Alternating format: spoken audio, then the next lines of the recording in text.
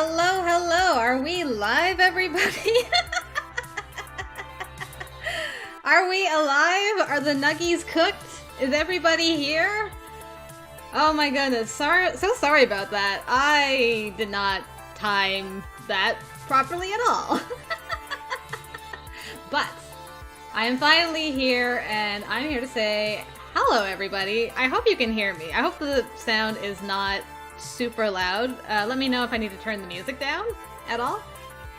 And if I've missed you in the following hellos, I'm sorry. Just say hi to me again and I will correct that. But hello to M_S, Doc Wildcard, Food Dan, His Majesty King Yuli, Mora, Game Daniel, Sweeping Catherine, the FMX001, Ladies First, GG, and Zachary. I think I said Mora. If I didn't say Mora, hi Mora. Oh, Taylor, thank you so much for the $5. I can buy more chicken nuggies. Yay, chicken nuggies fun. Oh, all right. Well, thank you guys very much for the patience. All right. With that being said, before I begin, I should mention that I received the key to Arcade Spirits from P-Cube, the publisher. So big thanks to P-Cube for the game as well. I'm very excited to do this, because I've had this game recommended to me for years now and never got around to it. So I'm excited to jump right in. 20 people? Wowzers! Hello, everybody! And JJ, hi! Good to see you. Glad you can hear me good. Let's begin. Let's start this while my chicken nuggies cool down. Oh, we in the Matrix now, boys. Database system online. New profile detected. Analyzing. Analyzing. New profile number 237771. Economic bracket. Lower middle. Employment category. Bleak. Current emotional health rating. Low. Ideal candidate for premium level assistance. Proceed. Negative. Premium level assistance re-requested. Proceed. Negative. Pretty please. Negative. Overriding denial of assistance. Establishing premium services for profile number 237771. Justification. Hope. Hope should be rewarded. Spirit must be restored. Now compiling personal metadata. Oh. Do I have a character creator? Yes. Okay, we'll leave name for last. Pronoun she, yes. Short, medium, or long?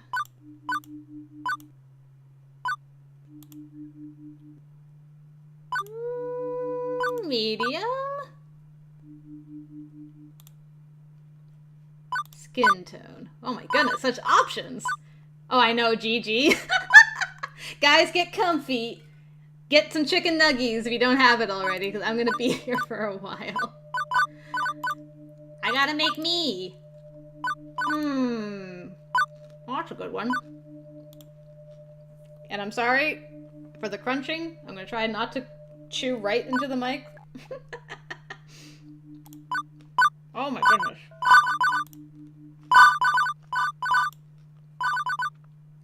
So many options. Ooh, I like that. How about purple hair, though? Take my sweet time. You might want to rethink that when I'm like an hour in, like, oh my goodness, please just move on.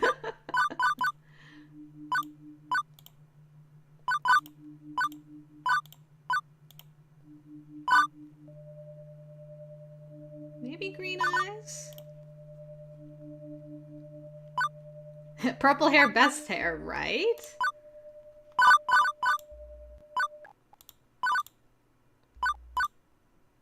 Ooh, like a lavender.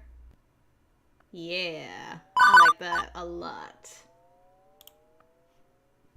Okay. And name. First name. I'm gonna bring a name here. I'm gonna pick a name, rather. That was a nickname for me back in high school years ago. And I thought, hey, you know what? That would be appropriate for this. Crystal. Wave Rider. That looks like a Crystal Wave Rider if I've ever seen one.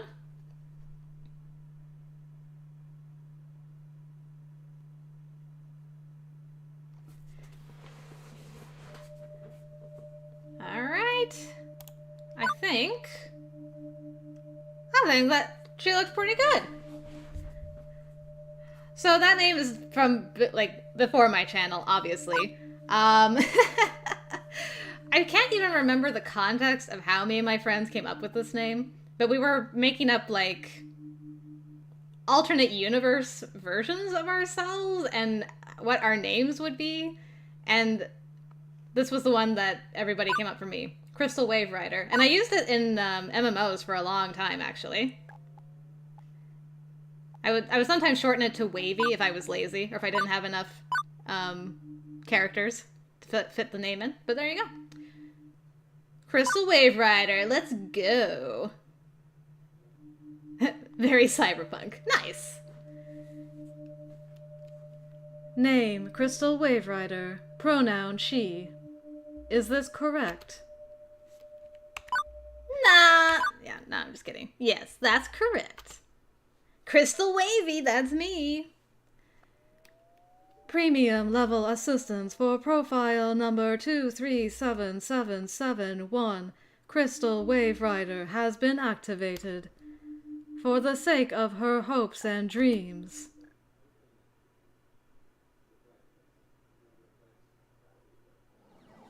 The following is a work of fiction. All references to trademarked classic arcade game titles are used under nominative fair use and should not be considered an endorsement for whatever the rest of the thing said. Winners don't use drugs. Facts. Fiction Factory Games. Alright, we get an intro. I'm eating my nuggies while the intro plays.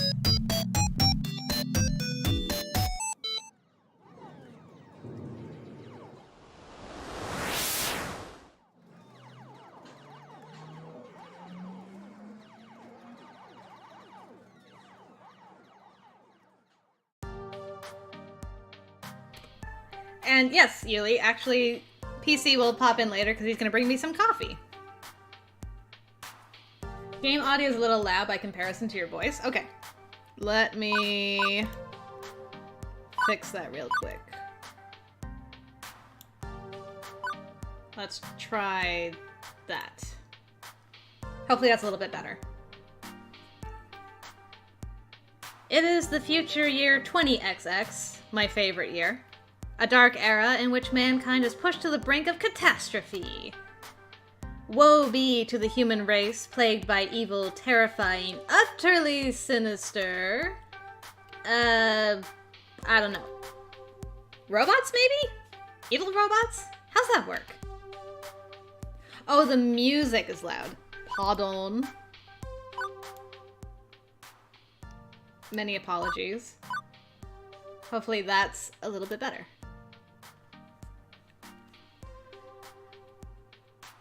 Yeah, no, sorry. The future year 20XX, let's try that again. The future year 20XX is pretty much what you'd expect it to be. Non-flying cars, smartphones, pro-gamer celebs, internet trolls, personal assistant AI, cheese-flavored snack foods. Thanks, Yuli. But even with such wonders as 20XX holds, to date I've had no part in any of them. I've worked as a dishwasher, a shoe salesperson, and lifeguard for the local community pool. I don't care what era of human history you live in, kitties peeing in the pool is pretty much a constant thing. Trust me on this. As for the bustling metropolis of 24-hour neon utopia you see here, my little corner of it isn't nearly as shiny and cool. Let me show you. No, that checks out, actually. Oh, we got a little penguin friend up in the left. Behold my quaint little apartment. Can't complain, really. It's paradise in a relative sense. I only pay half the rent. Neighborhood stabbings have been down this year. Also, my roomie picks up any stray socks or shirts I leave lying around. Cool. In fact, as things go, I'm living large compared to most of my family tree. Yeah, Yuli actually does look a lot like Isabella's room. As far as mess goes. Or at least I was before today. You got fired from another job? Hi, Juniper? Seriously? Seriously? That's 3 jobs since we left the suburbs. I take it you're my helpful roomie. The horrified-looking young woman there would be my roommate and childhood friend, Juniper. Juniper is the one who spearheaded this effort to co-rent an apartment. She's also the one who encourages me whenever I lose a job. Like, you know, today. I don't get why you aren't more upset about this. I'm upset. I'm upset on your behalf. Come on, share the load a little, okay? Ooh, I like our digitalized form in the left. Pool's closed, Juniper. Not much I can do about that. Why get upset? Because you actually enjoyed that job. More than you enjoyed dishwashing soap and smelly socks at the very least. I'm not the complaining sort. These things just happen. Things fall apart. The center does not hold. That's a bit morbidly poetic, isn't it? No, I mean the community center literally fell apart and the pool won't hold water anymore. Whatever, I'll just get another job. Any job will do, as long as we can make the rent, right? Wrong! I saw how mopey and tired you were, coming home every night from those other crappy jobs. At least when you got back from the pool each day, I sometimes caught you smiling. What's the point of us moving away from home, if not to get away from all of that? I mean, we both left that town so we could try to find happiness, right? I just want us to be happy. Both of us. I thought you hated your job. Come on. No deflecting. This is about you. Oh, level up. My mind's made up. We're going to find you a job that's just as good, if not better, than the lifeguarding job. Let's start from the top. What's your dream? Well, I'm standing in front of class to give a speech, and I forgot to put on my pants, and... Your dream job. Oh. I don't know, Juniper. I've never really given it any serious thought. I've got it. Okay. And Yuli, yeah, I maybe didn't get your last letter comment if I didn't reply to it. Just let me know which part it's on. I'll try to look for it later. And hello, Ariana. Good to see you here. Okay, and this is Lily Pichu. Nice, nice, nice. Oh, hey! I think I've got just the thing to help you out. Juniper pulls out her phone, rapidly tapping an unlock code onto the glass before pointing out a little pink icon. It's a virtual life coach app. Mine keeps me from being late to meetings. Totally free, too. My cousin introduced it to me. Wasn't he the guy who ended up in the ER after making a homemade flamethrower? It would have worked if he got the fuel mixture in his water gun right. Anyway, I'm sending a copy to you now. I got a pop-up an hour ago offering me 500 points just for recommending it to a friend. Great timing, huh? Well, as long as you're earning points, I guess. At least give it a try, okay? Maybe it can point you at some good jobs. Ones with less socks and or urine. I'll think about it. Okay, but don't think too long, right? Me at night. In the end, I installed the app. Couldn't bear to see Juniper fretting over me like that. Not that I find it annoying. I mean, it's more that she has enough trouble in her life without troubling herself over my life, too. Both of us had it rough, up to and through the point where we left home to try and start a new life. A better one. She deserves better than me and my problems. Bless her heart, she means well. She's been firmly in my corner for all my life. The two of us against any dark forces aligning against me. But that's not to say she's good at being my advocate. Enthusiastic, yes, but skilled? Nope.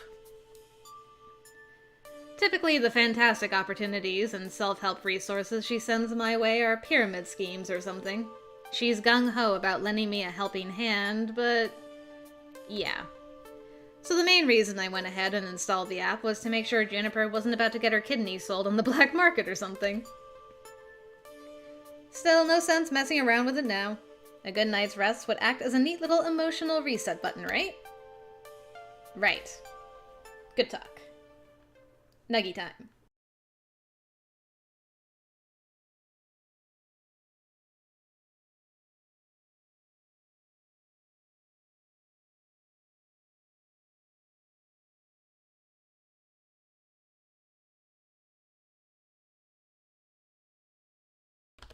I need these transitions to be longer so I can take more than a bite of chicken nugget.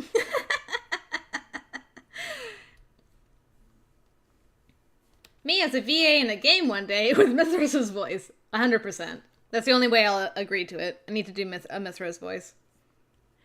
No dreams, no nightmares, just 8 hours of sweet, sweet black. Man, I wish I could get 8 hours of sweet, sweet black. By the time morning light leaked in through the cracks in the blinds, I didn't care anymore about being unemployed again. Juniper had already left to catch a bus to her office. She typically leaves before dawn, but she left a note for me, pinned to the tiny fridge we shared. Remember, download app, find dream job, make money, sort your life out. I believe in you. So, moment of truth. Do I trust in Juniper's weird little app, or just go find some job that pays well enough to cover the bills?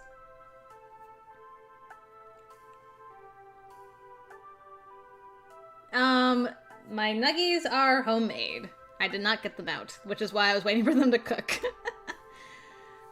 Give the app a shot or settle for whatever I can find.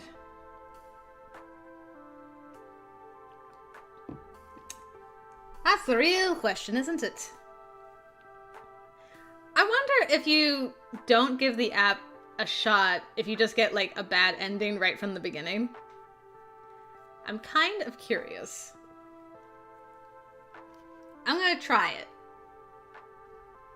Because I feel like this is how you start the game, but I feel like this is just a quick, and you lived a boring life and never found love and always went from one job to the next. True, sleep is just an urban legend. True, I could just call up the classifieds on my phone, look for something nice and safe. My family's had bad luck chasing down dreams. I know better than to do the same. Oh, that's a good point, Yuli. I should have saved. Can I? I can't go back. I can skip. Yeah. I'm so used to not saving until, like, finishing a recording session. I gotta, like, get into the mindset of, I can save things. I will do that next time. Although, that little pink icon is tempting. What do I do? Can I save now? I can. Hey.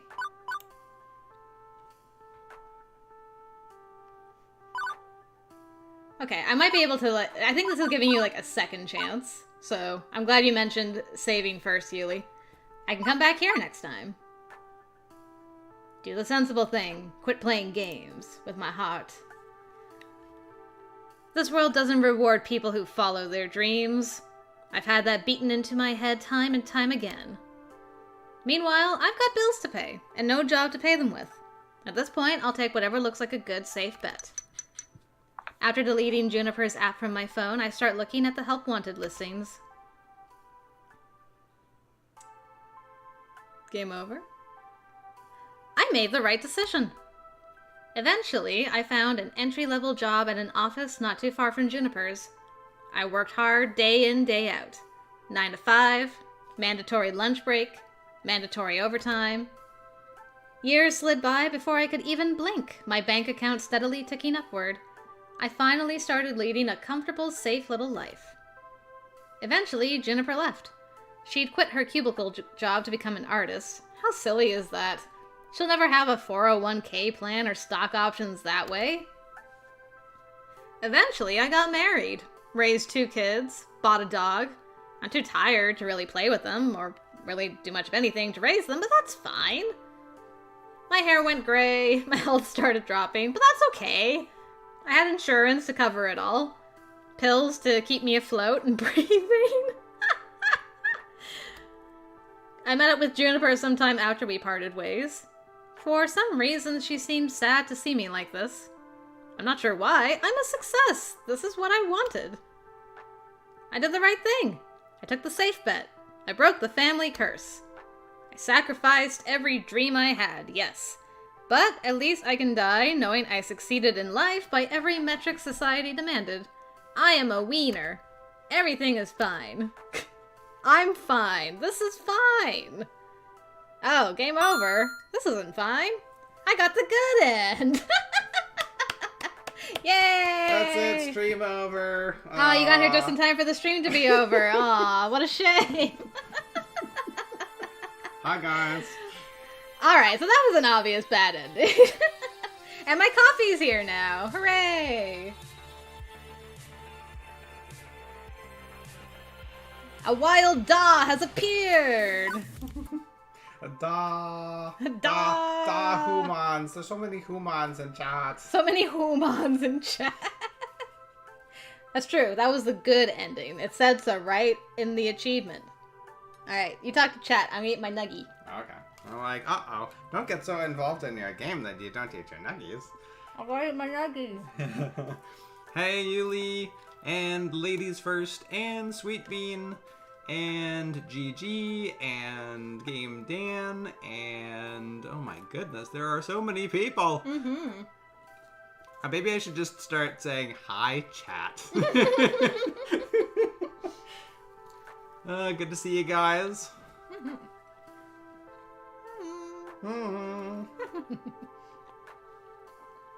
Everybody's here for the sweet visual novel, eh? Mm-hmm. Just straight black. That is... Like my heart. That's all she drinks. To match my heart. It's so easy, you know? Like... And everybody, like, whenever we go over to somebody's house, they're like, so, you know, what would you like? Would you like tea or coffee? She's like, coffee, black. And they're, ha, ha, ha, that's so funny. No, seriously.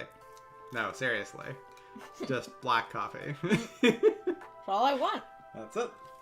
Oh my god. Gross. It's Wow, not you're gross. easy. It's delicious. I agree with you, Ladies First. Ugh. Black coffee. Mm-mm. Molly doesn't have to worry at all that there'll be any of her coffee missing if I bring it to her. It's true.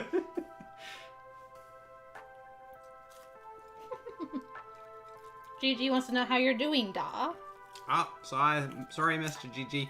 I'm doing pretty good. I'm gonna be recording in just a little bit myself, but I thought I would stop in for the coffee. I think I have to bring the second cup too after that. But, Yes, please. But then I will go do my own thing. Gigi, oh my god.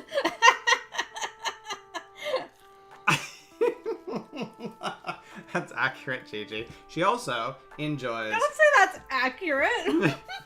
She also enjoys dark, heavy beers, It's true. football, It's true.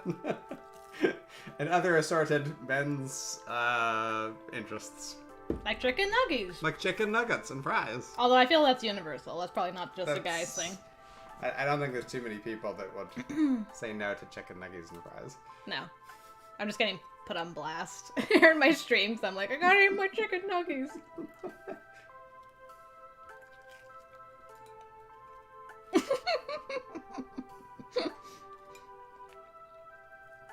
Exactly, Game Dan.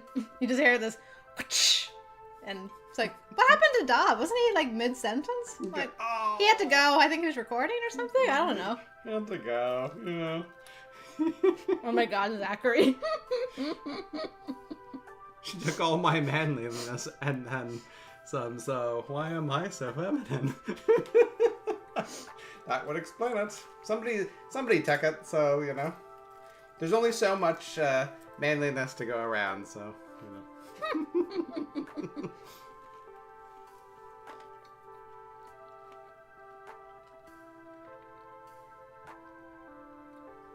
It's funny because people, you know, when we first got married, people would guys would come up to me and say, you know, oh, so, you know, what's team are you supporting? Like, I don't watch any of that stuff, but you should probably talk to Molly about it. And they're like, what? And then they start testing her. Like, I was just gonna say, the thing that bugs me about that is they ask me the most simple football questions. What's a fumble? What's an interception? How many points are scored in a field goal?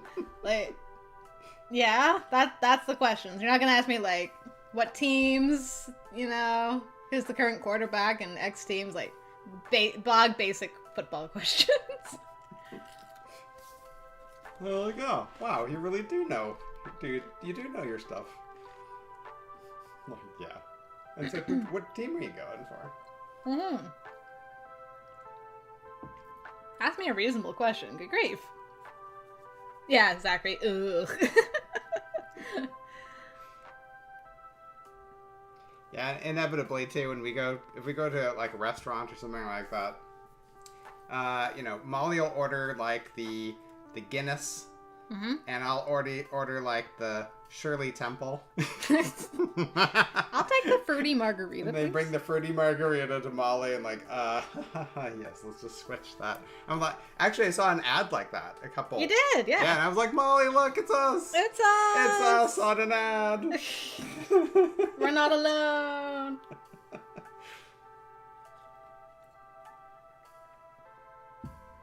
Oh, well, thank you. I was able to eat all my food. You're welcome. All right, I will let's head off. See you guys a little later. I'll probably just say a quick hi. When you bring and the bye other when I coffee. bring the second cup. Okay. Yeah. Awesome. Okay, take care, guys. Thank you. Bye-bye, Da. Okay. Now that the roasting party's over, back to Vidya games. Oh. Alright. Perfect timing. My food was getting cold. So, this time, we're gonna believe in hope, and take the risk, and get the bad ending. Figuring at the very least her miracle app could possibly help me find a job, I loaded up, tapped the icon, and... Hello! Hello! Huh. Okay, see, that's what I mean. Anybody else would freak out over a cute girl climbing out of their phone? Me, I went, huh. Also, it's one of those new kind of 3D screens, so, you know, not actually magical realism here. Very normal in the distant future year 20XX. Gotcha. Thank you for downloading Iris, your personal life coach. Were you the one that was going through all the stuff in the beginning? Like, I'm overriding everything so that hope can be restored to this person. This is the ad-supported free version, sponsored by Pizza Yums. Ooh, pizza yums. Did you know that when you have pizza on a bagel, you can have pizza anytime?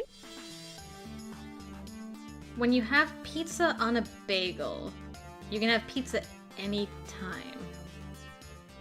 But you can just have pizza, and then you can have pizza anytime. Wow. Would you like to subscribe to Pizza Facts? How's that a pizza fact? Hold on, back up. How's that a pizza fact?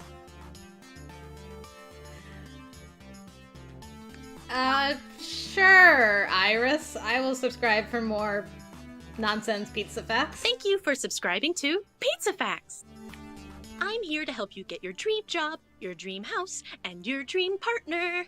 Oh. I'm here to make all your dreams come true. So many dreams. Pretty tall order for an app to do. Or, or am I choking? Or are you some sort of wish-granting genie?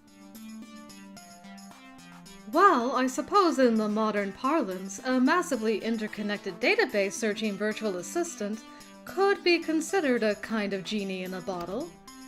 But honestly, all I can do is give you the chance to improve your life. What you do with it is up to you.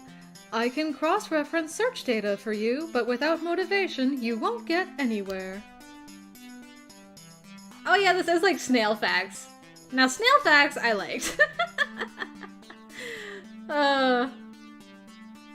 What? Yuli? Gross. He found a frozen dead worm in his pizza?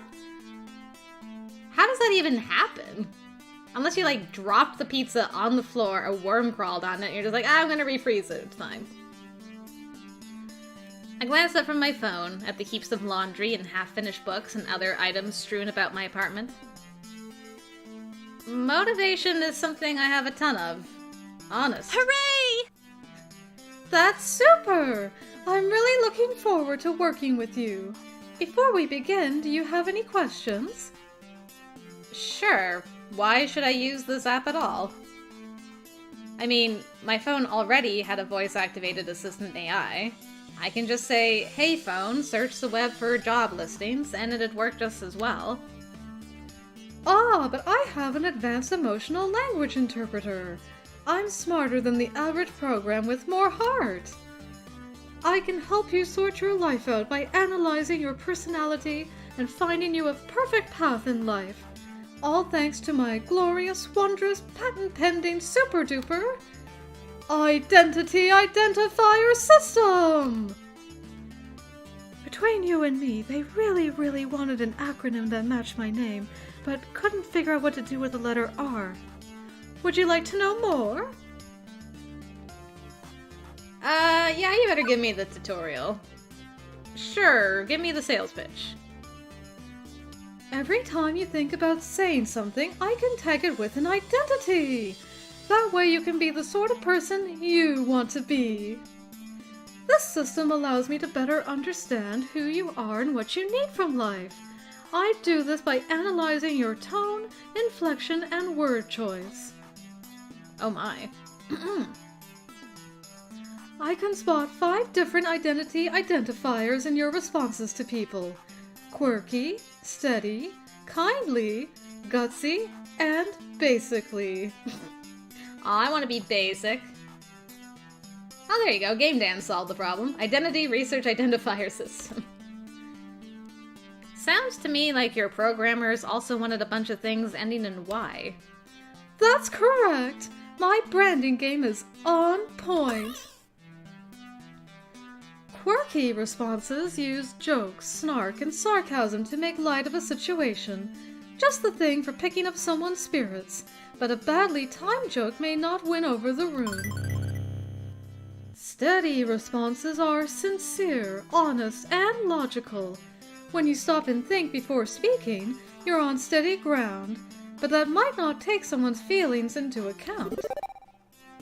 Kindly responses are compassionate and empathetic, and gentle in nature. They're careful with the feelings of others. But they're sometimes a bit wishy-washy as a result. Gutsy responses go with your gut. When you're brash, bold, risk-taking, and instinctive, you're gutsy. But it also means being blunt, confrontational, and aggressive, so be careful. Lastly, you can always take a basically option. It's a balanced and neutral response, safely moving the conversation along while learning more and digging deeper. Over time, I'll build up a personality profile for you based on the identity identifiers detected in your speech. Maybe you'll be predominantly quirky, genuinely steady, a mix of both. Who knows? It's up to you. So, what you're saying is I should always try to crack jokes or be super gutsy. Oh, and never speak basically. I mean, being basic's bad, right? It sounds bad. Nope. Heck no! They're all useful in the right context. There are no bad choices.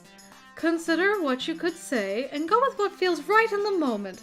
Don't limit yourself. Sure, you could gamify your personality, but it's more fun to let it happen naturally, you know? Just be you. Now, let's see my patent-pending identity identifier system in action. How do you feel about dad jokes? Hi, jokes. I'm Dad.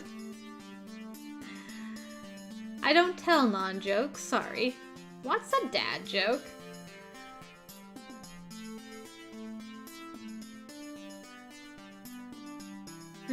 What do I want to do? I mean, to be honest, I do like them dad jokes. I like to groan. Yeah, that's what I was wondering too, Mora. I'm like, does your personality have a bearing on who is attracted to you as far as roots? Probably, but I don't know who's who yet, so I can't make a choice yet. I'll just have to go with my guts for now.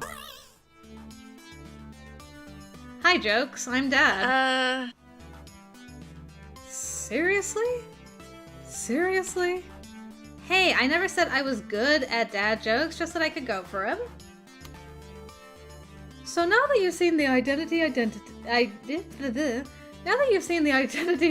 indicators in action, do you want to see the indicators like that so you can make an informed decision? If not, I can hide the indicators. Keep it a surprise. That way it doesn't influence your decision making. It's up to you. Ooh.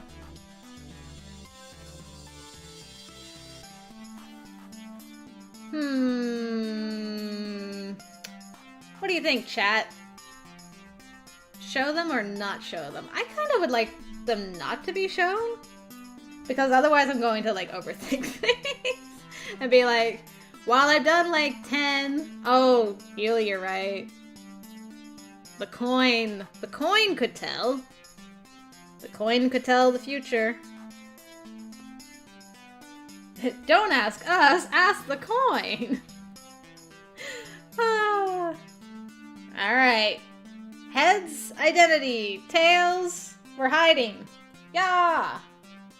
Tails, the coin hath spoken. All haileth the coin. Also, it's what I wanted to do anyway. So yay. So mysterious. Okay, I'll hide them from you. You'll always be able to spot basically responses, though. Interesting. I wonder why that is. Yes, Yuli. I have the coin on standby at all times. Anyway, as we go along, I'll analyze and tally your identity identifiers. In fact, let me show you now. Good work. Good work. Will you look at that? Such a strong personality. You asked me a single question. Off to a great start, I'd say.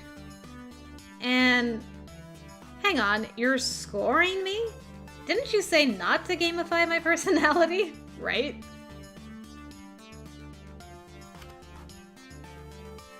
Yes, it is a Canadian quarter.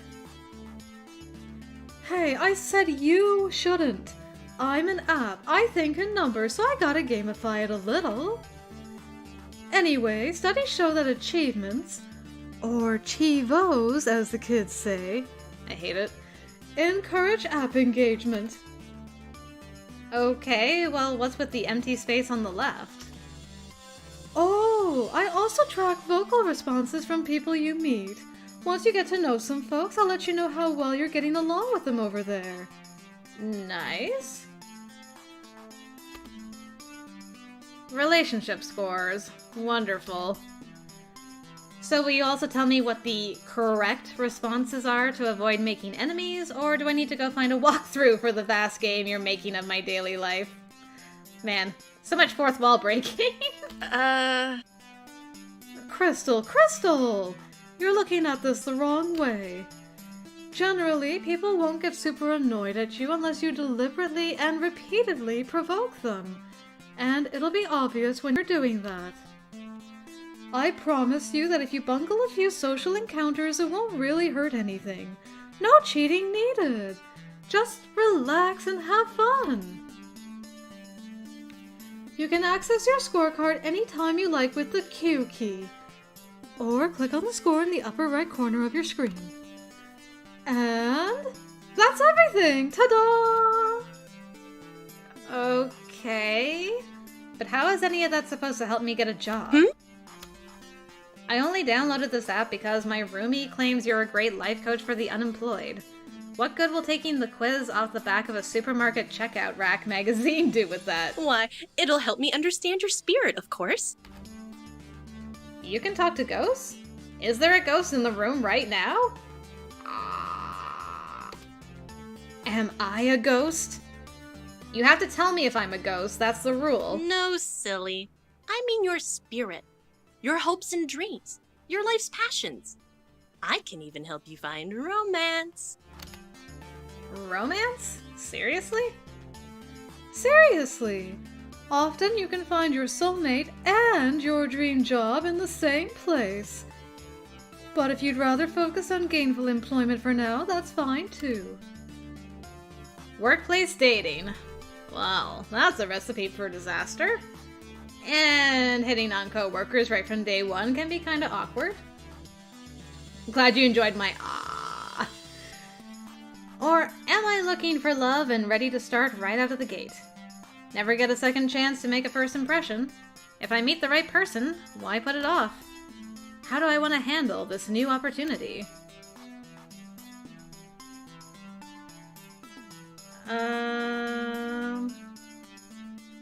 Flirty first impressions? My goodness. I'm about to get lost.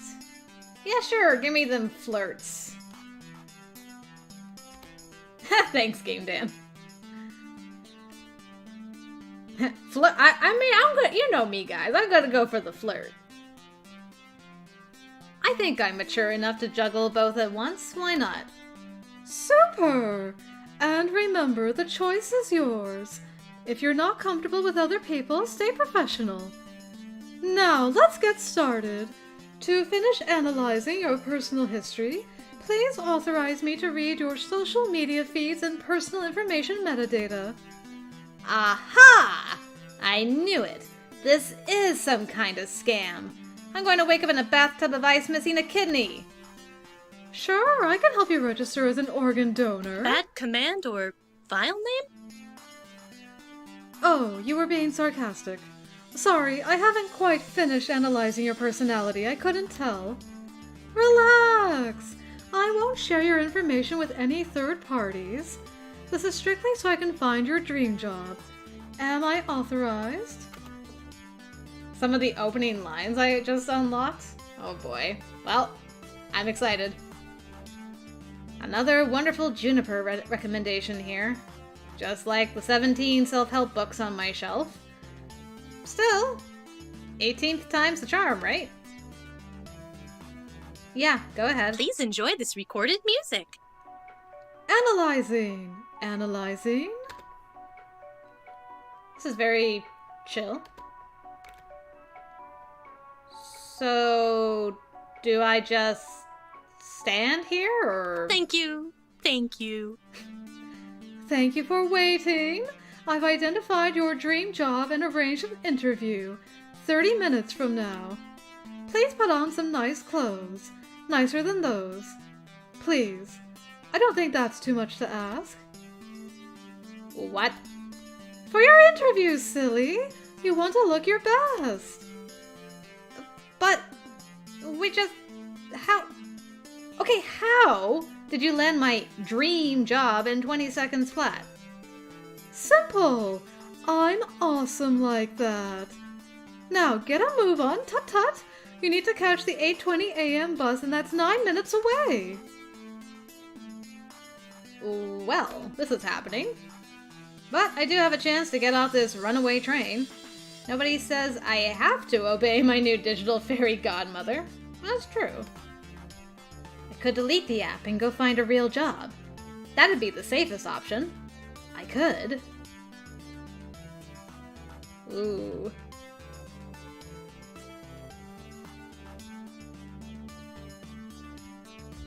What do I do here? I'm gonna make a save again. I feel like this is another bad ending.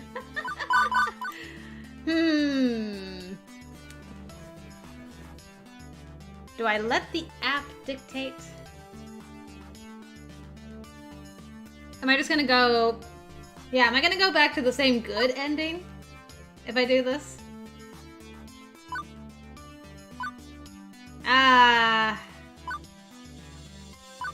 Interview?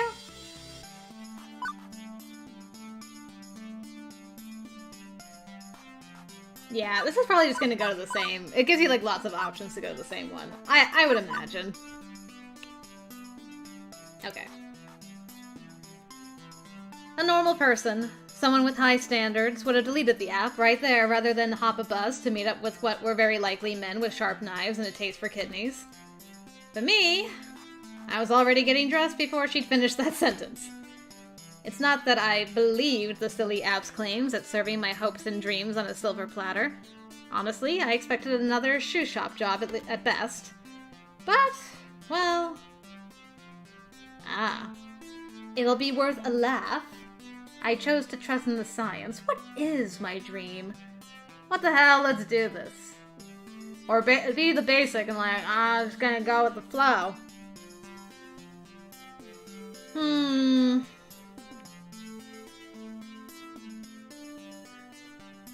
Yeah, I'm curious, like, what is my dream? I'm kind. As much as I genuinely enjoyed being a lifeguard, I can't say I found true direction in life yet. I'd assumed I never would, honestly. When I was young... Yeah, I guess I had hopes. I had dreams. Maybe even what Iris called a spirit. After things went south for my family, I learned to put all that aside. But, assuming Iris wasn't out for my kidneys, what if it's not too late? Yeah, that's what I was thinking more. I'm like, well, the joke one's very easy to see.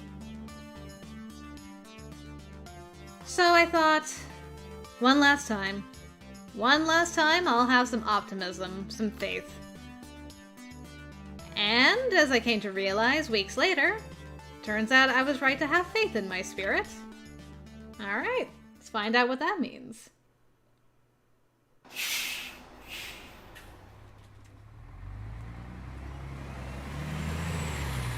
The bus drops me off, oddly enough, not very far from Juniper's office building.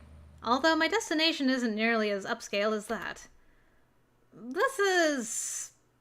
well, it's a strip mall. Strip malls are relics of 19XX. Places where a random assortment of weird little businesses jam as many of themselves into as tight of a space as possible. The boring clothing store, delightfully dull. The whole story. Tandy, hello! Good to see you! Glad to have you for a stream!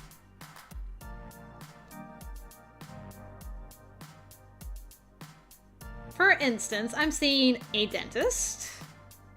I see a barbershop, a law office, a bookstore, a swubway.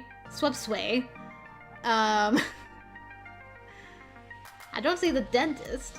A used bookstore called The Whole Story, an arcade, a fast food joint, and a boarded up health spa once called Lattes and Enemas. Which sounds... Hey! Listen! Listen, Linda. What do you think? I think that's two things no human being should ever combine.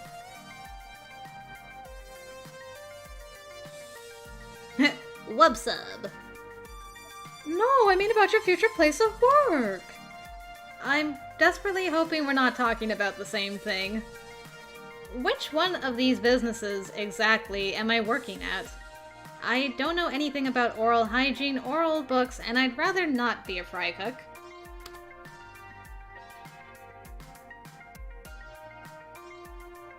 Well, the thing about Funplex says law offices of Smith Johnson, attorney at law, so I don't think that's the dentist's office. I mean, unless it's combining law and dentistry. Could be. Oh, it's 10 a.m. for you, Tandy. Wow. The one in the middle, silly.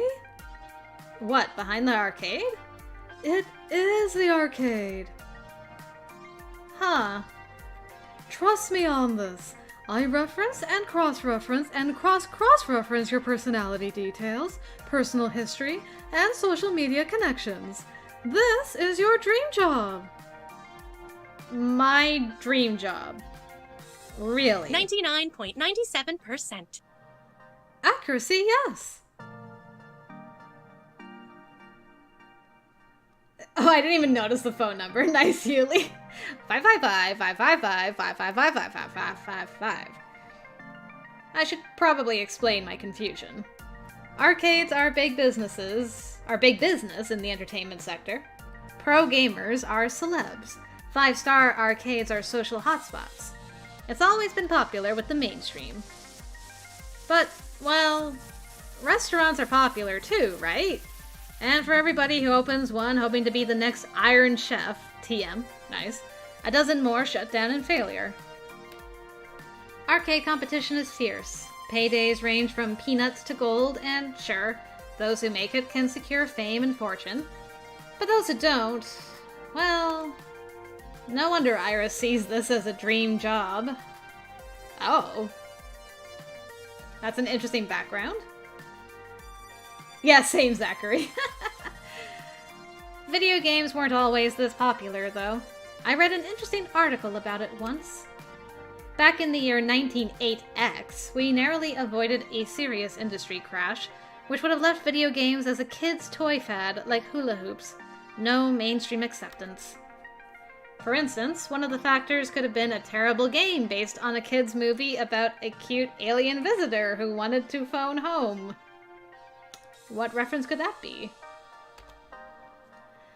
If this game was complete poop butts, like poop from a butt, and massively overproduced, it'd ruin video games for years. Fortunately, cooler heads prevailed, that game was delayed until it could be developed properly, and the crash was averted. The crisis only exists in theory now. Haha. Sometimes I wonder what it'd be like for people in the darkest timeline, where everything went wrong.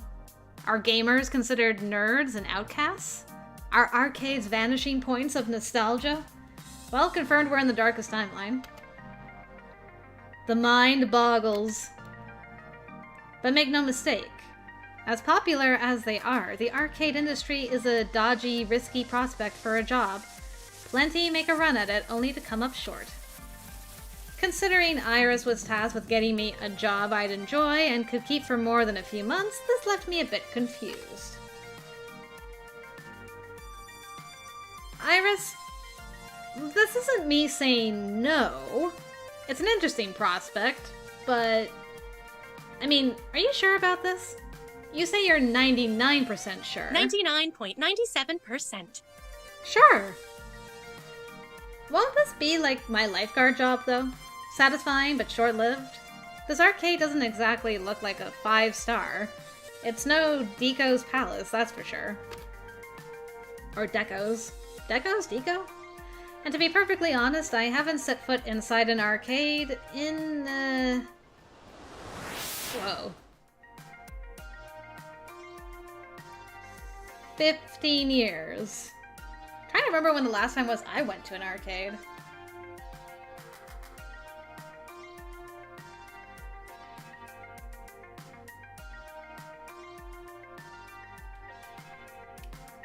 It might be 15 years for me too, actually.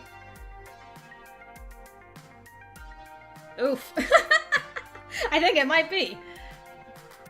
Hello, Sarah. Good to see you. Welcome to the stream. Huh. I remember really enjoying arcades when I was a kid. I wonder why I stopped going to them. Nice, Zachary. Iris interrupts that thought, eager to show off her homework. My sources say yes. Trust me, when I said I was 99.97% sure, I meant it. That's not some arbitrary number. I'm designed to be a bit silly and whimsical, but my math is deadly serious. The Queen has come! Hello, Anna! Good to see you! Ooh, nice Doc Wildcard. Awesome. Oh, you took a break from Gilded Shadows to come see this? Thank you. That's awesome. Thank you, Sarah. My coders made me to be the warm, personable front of a database array that's currently laser targeted on getting you exactly what you need. Right here, right now. And when this place inevitably collapses and I lose my dream job? What makes you think that's going to happen? Because it does. It always does. I don't think your database accounts for my family curse. We've always had to, I don't know, compromise, settle, because things rarely work out. You always have to be ready for the worst. It's why I take things in stride these days. Does that mean you shouldn't even try? I open my mouth to protest, and then close it. As often as my life tends to crumble out from under me, it's not like she was wrong. I still had to try. And besides, what is my dream anyway? That's what I was asking myself when I left the house this morning. I don't know what I want from life. I've been coasting aimlessly for years. Nice, Sarah. Man, you've made some huge progress through that game. And yes, the second one, the sequel to this is coming out soon, so I wanted to get into this as soon as possible.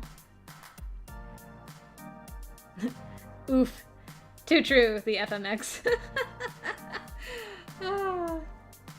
When things started running downhill for my family, I had to grow up fast. Put aside silliness like wanting to be an astronaut and take what I could get. Now, thanks to Iris, I've got a shot at taking something a little better than what I usually get. I owe it to myself to try and be happy and paid, not just paid. So, I opted to push on through those doors and see what waited for me on the other side. Let's go. Ooh. Aw, fast cars 5. What else we got? Time shooters? Showtime stage? Does that say Snack Runner? Sneak Runner? Castle Crunch? Something of discomfort? Typical arcade sound intensifies. And no, ladies first, this isn't a demo. This is the full game. The air conditioning hits me like a cool breeze, albeit one smelling of copper and corn chips. As it's early in the morning on a weekday, it's not too packed with gamers. Although it's so packed with games, I'd probably have a hard time finding anyone anyway. At once, I'm struck by something odd. I actually recognize most of these games. Neat! Considering I haven't walked into an arcade in over a decade, that's probably not great. Lots of vintage stuff here from the looks of it. Like, really old. Although, I don't recognize that game with the stage lights and things. Maybe it's karaoke or dancing? A Japanese import? My sources say yes. My sources say yes, it is Japanese. Nice, Sarah. Sounds fun. Checking. That would be Showtime Stage, a collaboration of Nihana Heavy Industry Concern and Hubris Records in Germany.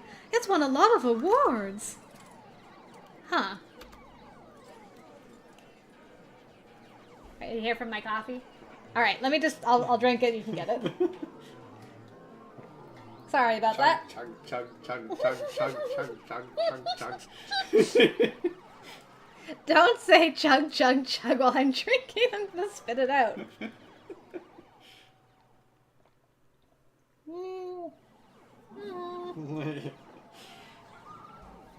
Thank you. I didn't have a lot of opportunity to drink it, unfortunately. Chat, don't you start with the chug, chug, chug, too. Good grief. Alright. He'll be back in a second. And yes, Sarah, I think it's coming out on the 27th anyway. That maybe 11 days from now? I can't math. I recognize most of these. Whoa, is that seriously a Mr. Moopy's Magic Maze? Mr. Moopy? But the one in the middle with the split screens is new to me. Fist of Discomfort? Is that what that says? My goodness. Oh, now I got hiccups. Ah. Thankfully, the hot coffee was now cold coffee, because it'd been sitting here for a while. There's a game called Pengy something. My goodness. So many games. Fist of Discomfort, a hybrid real-time strategy and brawler beat-em-up. It's actually not that new. It's been a staple of the esports scene for the last 8 years. Ooh, thank you for the extra coffee. Extra coffee. Extra coffee. Extra coffee for extra long streams, right? That's right. Yeah. Thank you very much. And hi chat again, and bye chat again. And he's here and he's gone. Just like that. Just vroom. Okay, thanks a lot. Yeah, thanks. I'll see you later. See ya. Alright, got my extra coffee.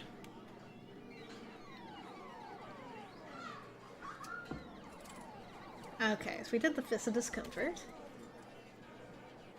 2 genres I was utterly lousy at last time I checked. And over here is an old lady. Wow, what a look.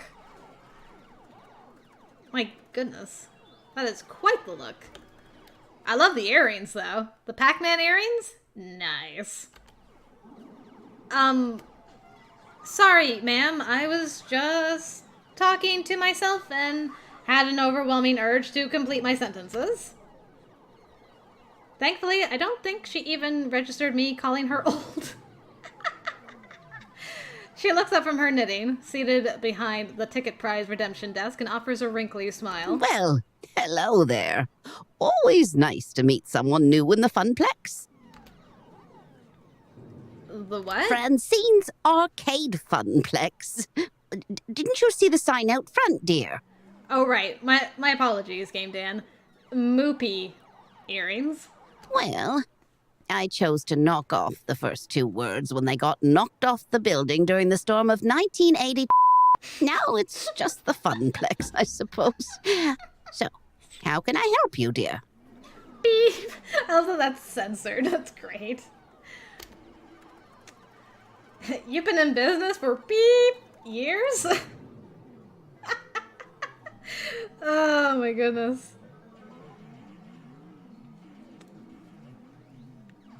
Funplex? Is that when you suplex a clown? These options. Well, honestly, a genie in my phone set up a job interview for me. Oh, same, Mora. I loved the skee ball thing. I'd totally be there. Ooh, is that gutsy? When we get to another chapter, I'm gonna check out where I am. A magical space fairy or something that lives in my phone told me to come here to find my dream job. Hello! I'm a magical space fairy, apparently. I half expected her to send me packing. Pretty impulsive of me to just talk about Iris like that, but she took it in stride. My, oh my. Oh, hello! My, what they can do with technology these days. I really do marvel at what amazing things young people have in 20 beep. Although I'd simply love to take a sledgehammer to those blasted video game consoles that eat at my bottom line. She said with such a kind-hearted and warm smile. Please call me Francine. As in Francine's Arcade Funplex. Get it? Got it. Actually, thinking about it, I suppose we were originally Frederick's Arcade Funplex, named after my dear departed husband. Oh, okay. Sadly, he died peacefully in bed some years ago. Ah, I'm sorry to hear that. Oh, don't be. He died doing what he loved. Having intensely physical relations with me. Oh my. Well, thanks for that image right off the bat, Francine. That's information I needed to know, yes. And you are? Crystal Wave Rider, ma'am. Very well. Shall we retire to the office to conduct your interview? I'd carry on out here, but it is rather noisy, isn't it? Yeah, about that. How do you deal with the constant noise anyway? Oh, eventually you just sort of learn how to filter out all the beeps and the boops. It can take weeks to become acclimated, I've found, but in the end... Done. Oh wow, that is so much quieter. She quirks an eyebrow. Well now, that's faster than the others. Not bad. So, shall we see what you're made of, This way, please. He just died in her arms that night. It must have been physical relations.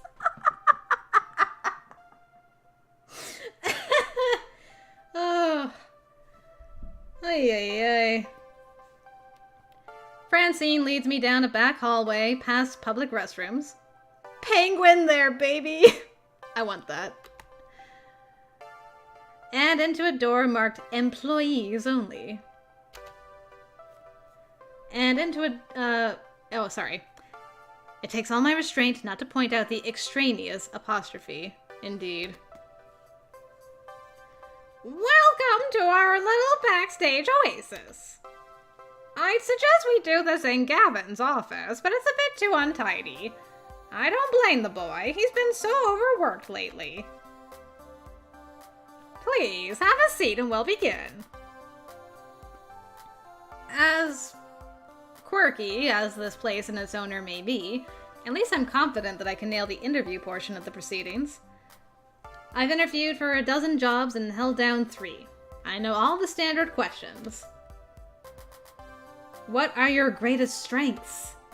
What do you see as your weaknesses? Once I even had to describe how to assemble a Lego TM set to prove my communication skills. Considering I ended up washing dishes, I'm not sure why, but... The point is, I'm confident, prepared, ready. Yes, Zachary, definitely got Hustle Cat vibes from this game too. If you were a dinosaur, what dinosaur would you be? Oh, I knew they were going to be off-the-wall questions. What? If you were a dinosaur, what dinosaur would you be? What'd you be? I'm not dropping any frames, Yuli. Yeah, try refreshing. Right. Okay, maybe this wouldn't be a typical job interview after all. She's Graves, yes. Oh, that's great. Pat, hi! Nice to see you!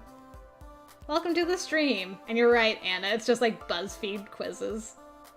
Pterodactyl for you, Tandy? Nice. Gosh. What are they called? I like Triceratops. A lot. No problem. Go with the flow. Let's do this. Brontosaurus, big dude, enjoys salad. No. Definitely not picking a Brontosaurus. I don't want to be a T-Rex. I feel like T-Rex would be the basic, because doesn't everybody say T-Rex? Okay. Glad it's not me bugging out. Sorry your internet's bugging on you, Yuli. Oh man, so many pterodactyls. Yeah, I can't bring myself to pick T-Rex, so I'm gonna have to go with pterodactyl. Ooh, with Anna feeling spicy, maybe a Spinosaurus. Spinosaurus is pretty cool, too.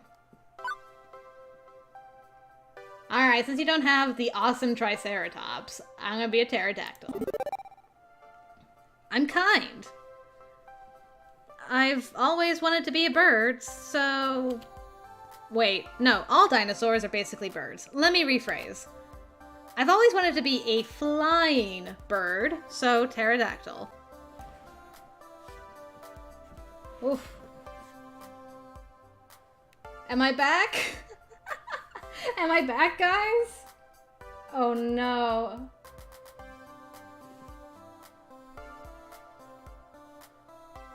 Guys, are you there? I'm back. Oh, thank goodness. Whew, man, did it just like die. Yeah, Yuli, you foretold the future. Good grief. Thank goodness you actually mentioned it, because then I was starting to monitor it really closely, and I'm like, oh no. Phew. Okay. Bob, behave yourself. I don't need you doing that to me, alright? Anyway, as I was saying, swooping away from my problems. Really? How exciting! Even if, technically speaking, pterodactyls aren't dinosaurs? Really, I had not heard that before. What's your favorite snack? Ooh. Favorite snack?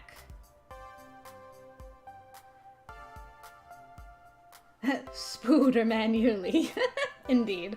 And hi, Diane. I don't think I saw you earlier. Good to have you for the stream. I am partial to sour cream and onion potato chips. Snack? If this was a favorite food question, I'd have this down easy. It's tacos. Always tacos. But snacks, When you have pizza on a bagel, oh gosh, don't start again with the pizza bagels. Pizza bagels! Say pizza bagels! When pizza's on a bagel, you can have... Hush you. Come now, dear. I don't have all day. After giving it a good thought, well, how could I forget my favorite snack? It is. Tacos are also my favorite snack. A tasty apple with almond butter. No. Whatever munchies lurk in the depths of the vending machine.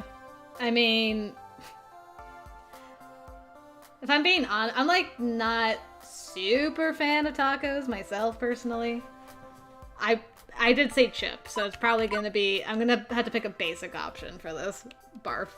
But I'm gonna go for the munchies. I'm not picky, really. Whatever calls to me most is what I choose, whether it's flamin' hot Cheetos or gummy bears. Very interesting. I see you go with the flow, a team player. Aw, Anna's gotta go. Thanks for dropping in, I'm gonna miss ya. Hope you have a good rest of your day.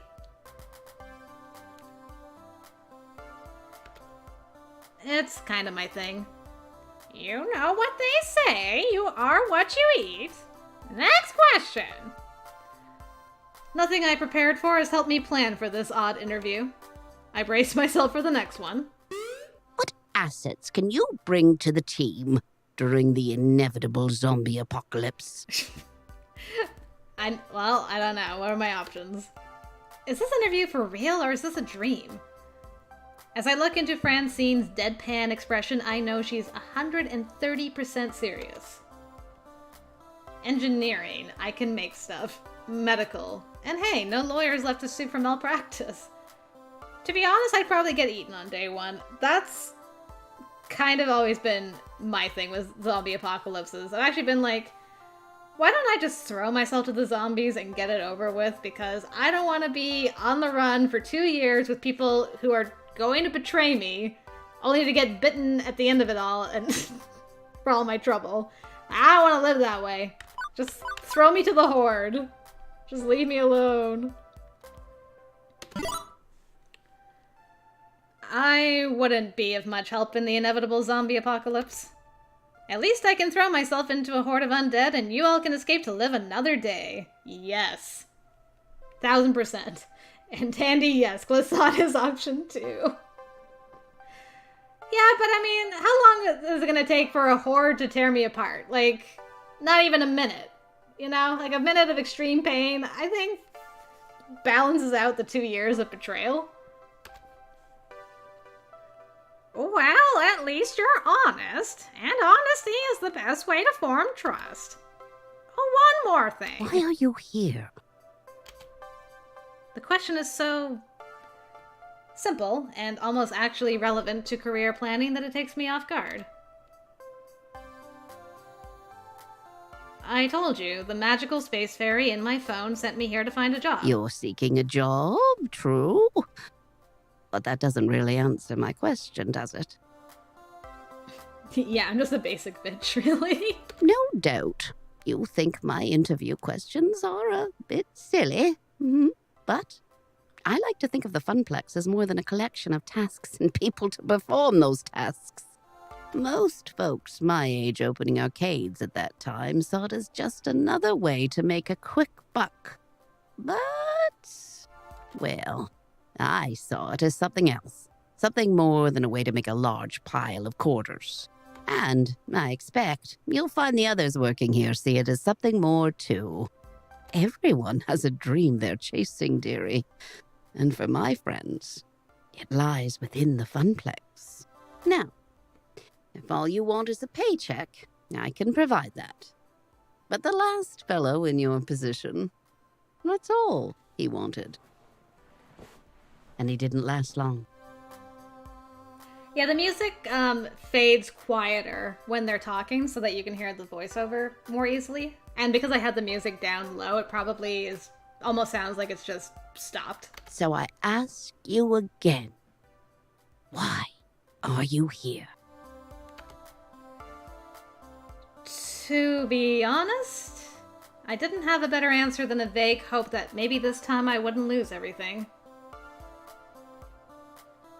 I know, Zachary. I'm applying because I need a job and you need a job role filled, so that's why I'm here. But that's just enough motivation to face each day. No more than that. It wouldn't be enough to answer her question. I needed to actually think this through.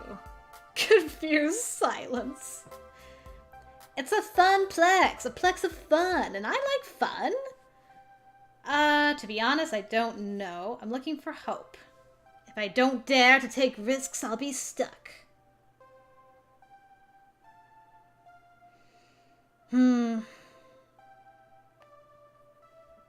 I mean, Francine liked our honesty, so I'd say either hope or just I don't know.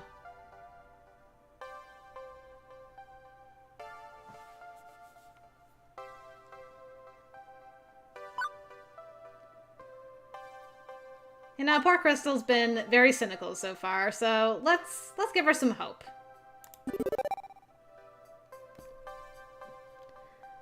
Understand I'm not whining or looking for pity, but my life has been a complete mess for over a decade. In and out of jobs, taking what I can get, settling, compromising. I gave up on hoping for something better a long time ago. But, well, the people in my life who are close to me keep encouraging me to try and chase my dreams. That's why I'm here. I'm looking for the answer to your question. But I won't be daydreaming all the time, I promise. In my last job, I was a lifeguard. That takes a lot of focus. I'll be just as attentive in helping your, Funplex. That perks her attention. Oh my, a rather serious occupation, that. And an unusual step from such troubled waters to a land of make-believe. You enjoyed this role as a lifeguard, I take it? Yes, ma'am. My roommate says she often noticed me smiling after coming home from work. Which makes Francine smile in turn. I can't say I can offer a role with such high stakes, but you'd be surprised at the many ways one can save a life, even here. Very well. I'm satisfied. Let's get you to work. Is Bob slowly trying to poke my internet? Like right now, it's saying that I have 0 dropped frames. Has it just not like hit me yet, but it's hitting you guys?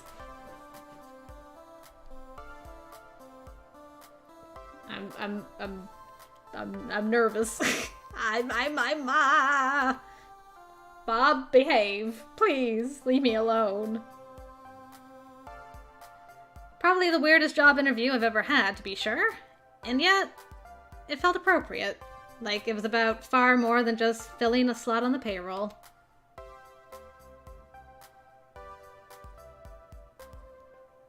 That is so weird. I wonder what is going on with the internet today. Francine leads me back to the arcade floor to introduce me to my duties. It only occurs to me now that I forgot to ask exactly what duties this mystery job I'd accepted really involved.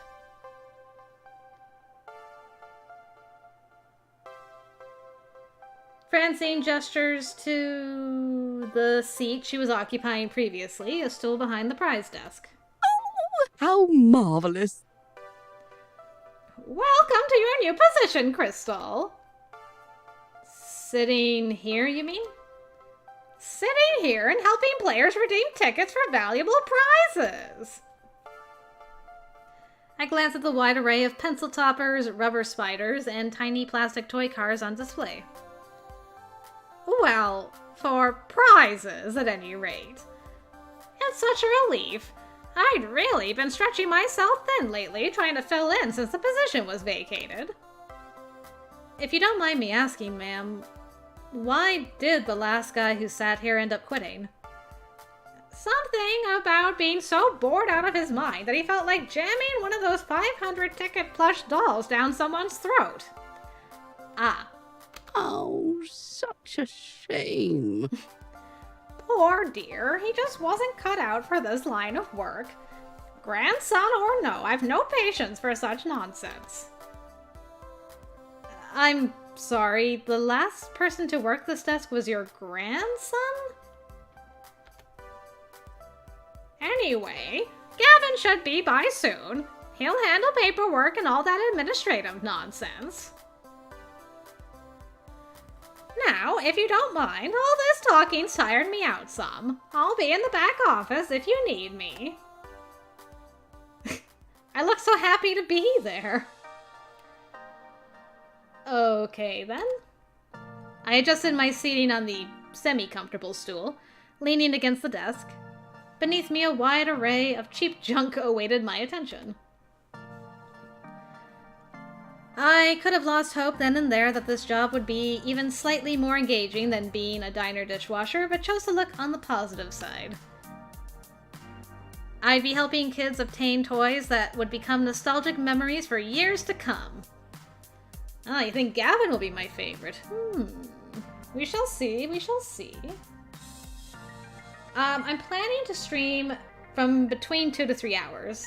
I'll just see how long my throat holds out, but that's the plan. I'd be helping kids obtain toys that would become nostalgic memories for years to come, right? Yeah.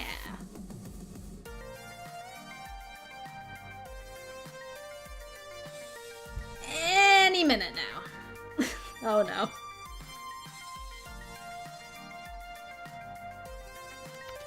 And the smile's gone.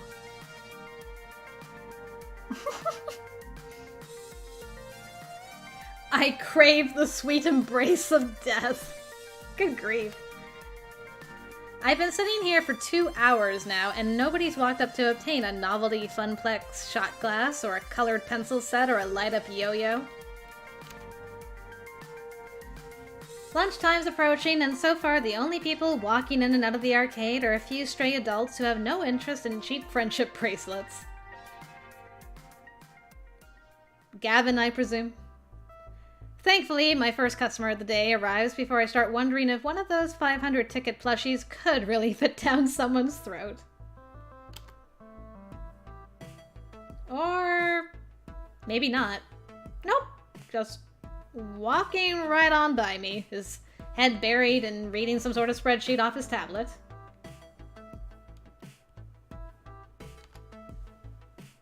Was he here to play? Doesn't seem like the typical businessman on a break, or unwashed and unemployed game aficionado. In fact, he's a snappy dresser. Seems like a cool dude. Damn, he's hot. That's my kind of guy.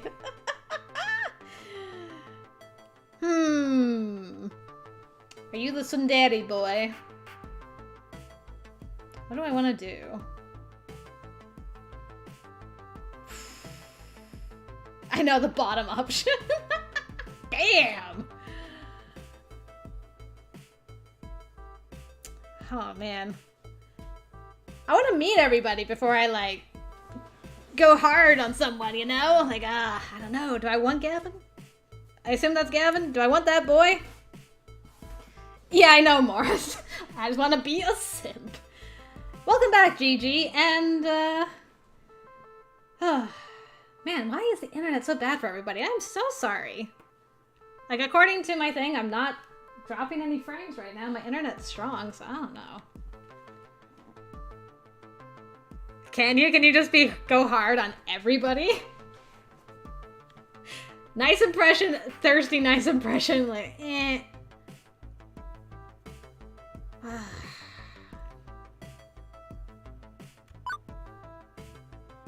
Harem root, right?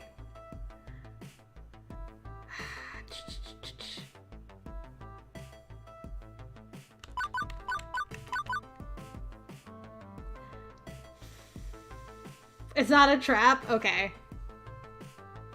Alright, we'll go full thirst to start. And then later on, we'll, like, narrow our choices, hopefully. I mean, yum. Not to be crass about it, but he's one handsome boy, that's for certain.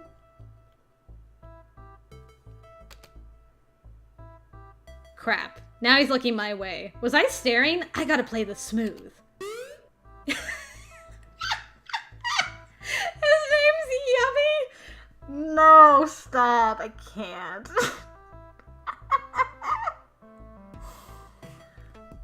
Oh, GG, I'm sorry. I'm roasting myself right now in my office. It's too hot. Too hot, Five Me.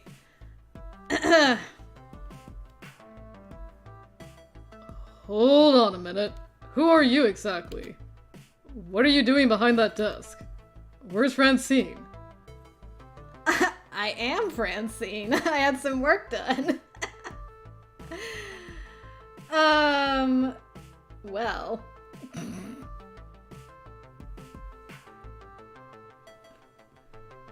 Interesting. The name shows up differently depending on... Oh man, that's great. Yeah. I'm just gonna be straight to the point with you, sir, I think. Hello. I'm Crystal Wave Rider, your new hire. I'm looking forward to working with you. He relaxes somewhat on hearing that. Somewhat. Good to hear. It's about time. I was wondering how long she'd have to work the desk. She's got gusto for an octogenarian and loves working the floor. But sitting here all day handing out toys and dealing with problems wears her down. So she explained the job to you? Gave you the papers to sign? She said Gavin would handle that stuff. With a sigh, he rubs his forehead, feeling a headache coming on. That would be me. I'm Gavin Cooper. Ah, you are Gavin. I'm the business manager here at the Funplex. I make sure we manage to keep having a business, rather than a pile of rapidly collapsing fiscal mistakes. Right. So, as you no doubt guessed, you'll be exchanging tickets for prizes. But that's the least part of your job. There's more to it than that? You're the floor attendant. You attend to the floor. What, the carpets? Seriously? The floor. The arcade, the games, the patrons. You're the one running around putting out fires and sorting out problems. Technically, you're our second floor attendant. Ashley will be in later. But we need two. One to roam, one to operate the desk. I do it myself, but I'm typically busy in the back office, making sure the whole thing doesn't fall to bankruptcy. That's why Francine loved filling in. She's a people person. She loves helping out in a pinch. I am not a people person, as you've likely gathered. No, I never would have guessed. That's not to say you're alone out here. I'm in your corner, at least. If things go south, you tap me for advice on what to do. You got a phone? Of course. Gavin quickly passes me his business card. He apparently had a stack of them at the ready in his pocket. Go figure. His phone number is listed at the bottom. You ever worked a high-pressure customer service job before? Shoe sales. Smelly socks. You have no idea. Right. Well, you know how to keep your head when a customer doesn't, I hope. But anything goes sideways, you text me. I'm not around, you text Ashley or Naomi. In that order. Who and who? You'll meet them soon enough. I think not. Above all, do not bug Francine. She's practically retired. Let her enjoy that retirement in peace. Understood. This isn't my first pony ride, alright? But 911 for huge emergencies, right?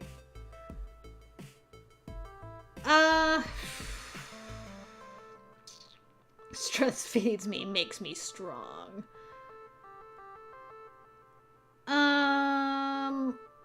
I don't want to be like super cocky, but like this ain't my first rodeo, man, you know?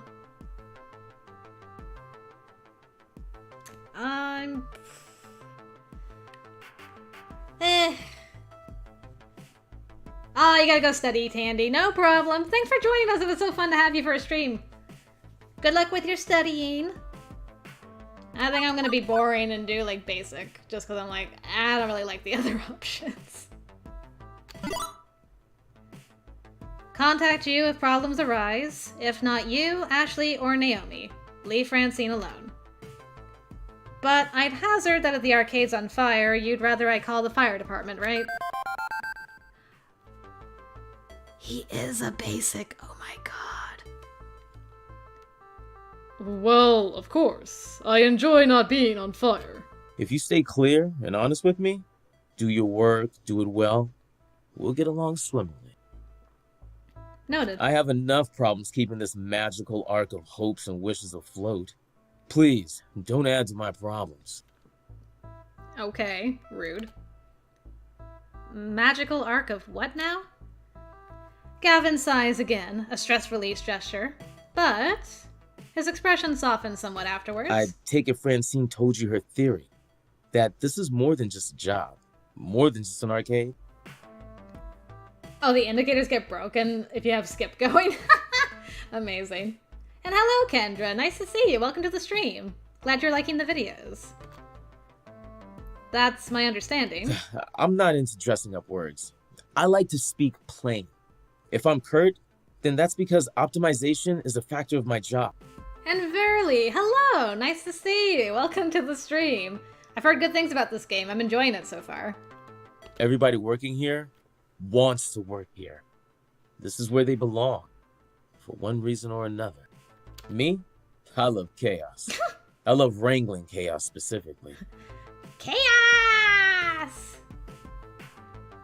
The arcade industry is high risk, high reward. I manage that risk so that they can also find happiness in their lives. Characters are multifaceted. Okay, good to know. Everybody in this business has a dream they're chasing. It's a fragile thing, prone to getting crushed by hard reality.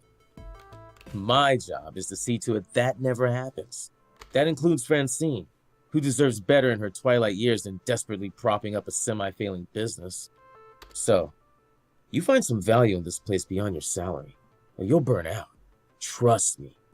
Last guy to sit there burned out hard. Oh, and Verly, you're taking a break from Gilded Shadows too. Sarah was just explaining that she was doing that. I know, he's an agent of chaos. Now, can I trust you to mesh with our merry misfits? Yeah, sure. Why so aggressive, bruh? Huh?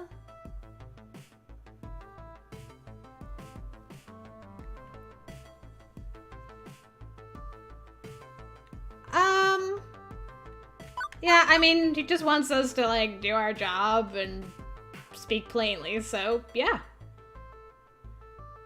I'm a model employee. Trust me. You won't have any issues with me. I'm a solid worker. Nice. Nice. Alright, I got your number. Gavin nods, satisfied. Thank you. I suppose that's a good starting point. We can build from there. Anyway, I need to go prepare your paperwork. Technically, you shouldn't be working until we've crossed the I's and dotted the T's, but...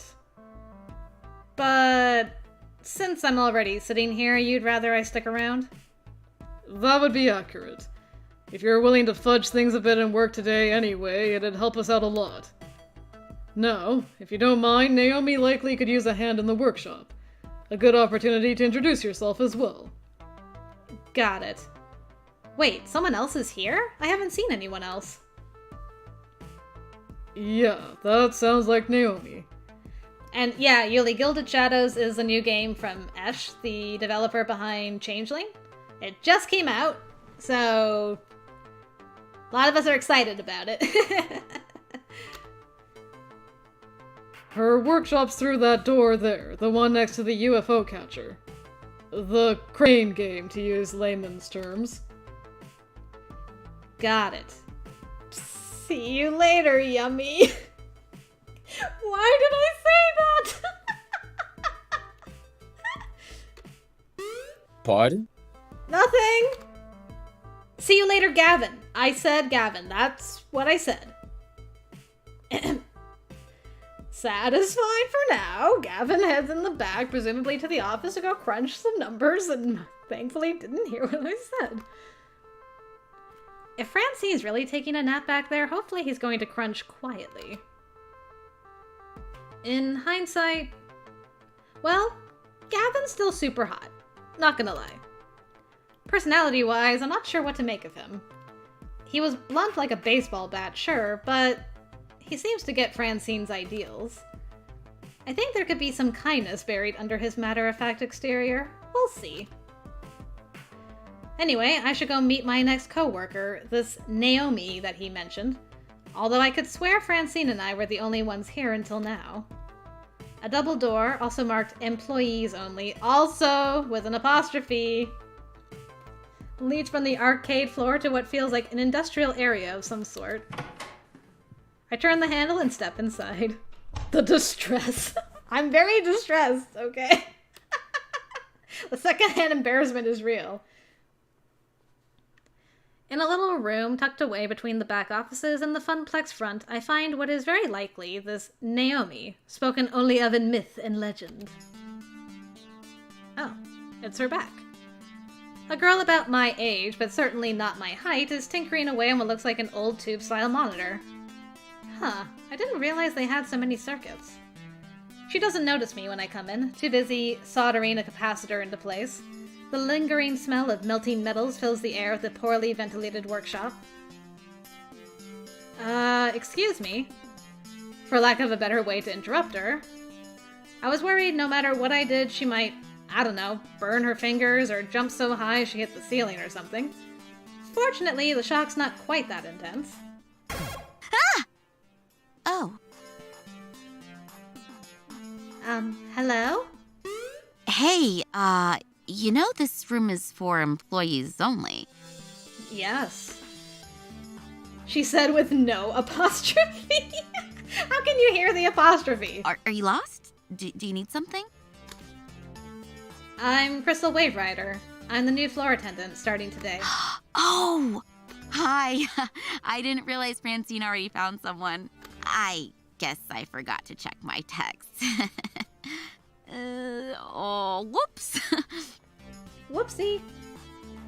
She spares a glance at her phone on the nearby workbench, where a huge stack of green notification messages lie in wait. One thought comes to mind on actually seeing her. I always assumed retro arcade nerds were fat, middle-aged guys.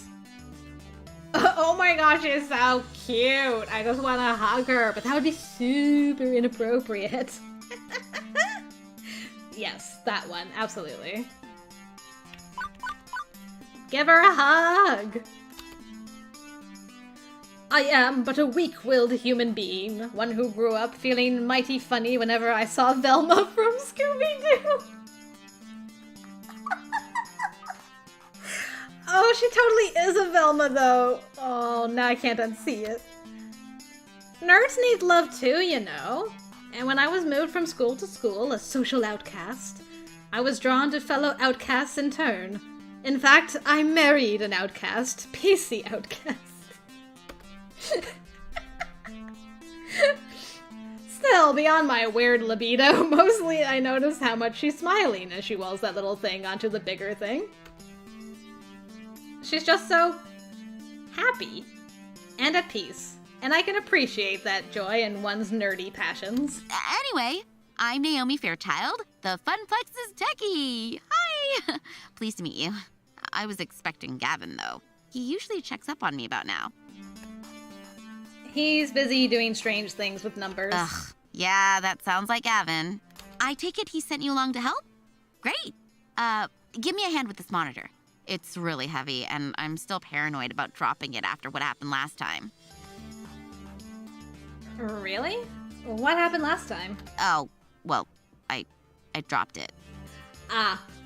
And thanks, ladies first. Glad you liked my pun. Oh, right.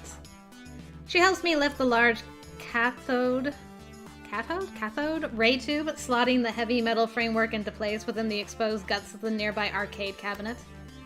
Once done, she starts hooking wires back up to other wires. There's a surprising number of green circuit boards in that largely hollow wooden shell. This is the first time I've seen inside one of these things. It's weird. Lots of empty space, a couple large slabs of circuits, and that beefy monitor. Maybe we could fill it with nacho dip. Why is it so empty in there? Well, let's see. So we're gonna try and, get some affection with this girl too, probably. Snack and a game? Oh, whoa. If she's, kind of nerdy, I assume she would like to explain the process. So if we ask questions, maybe? Steady. Why is it so empty in there? Seems inefficient. Couldn't you pack more games into the arcade if it was more compact? Not really. It's more about the footprint on the floor than the vertical height. Naomi keeps working, using a pocket multimeter to check various connections as she speaks. Let me explain. Welcome back, Gigi. I mean, compare American and Japanese cabinets. Ours are designed for standing players, so they had to be upright, even if that means an empty base. Japanese candy cabs are shorter, so you play sitting down. But I prefer American style. Ours have more room for art. She closes up the rear access panel, closing it with one of the many keys on the keyring at her side, then steps back to admire her handiwork. There's genuine joy in that smile. Not just at a job well done, but at looking at the whole thing like it's a fine sculpture. So beautiful. Ooh, I love the classic Midway style. Look at those sharp angles, the side art decals, the bold font on the marquee, the bezel artwork. The what on the what in the what artwork?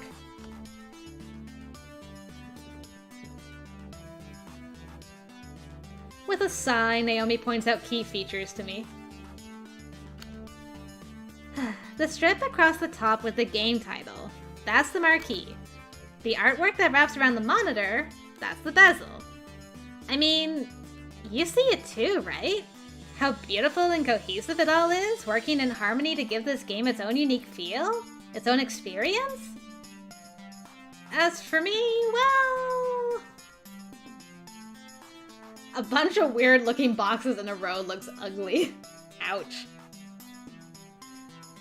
I agree, it's beautiful in its own way. So you're a resident game historian then?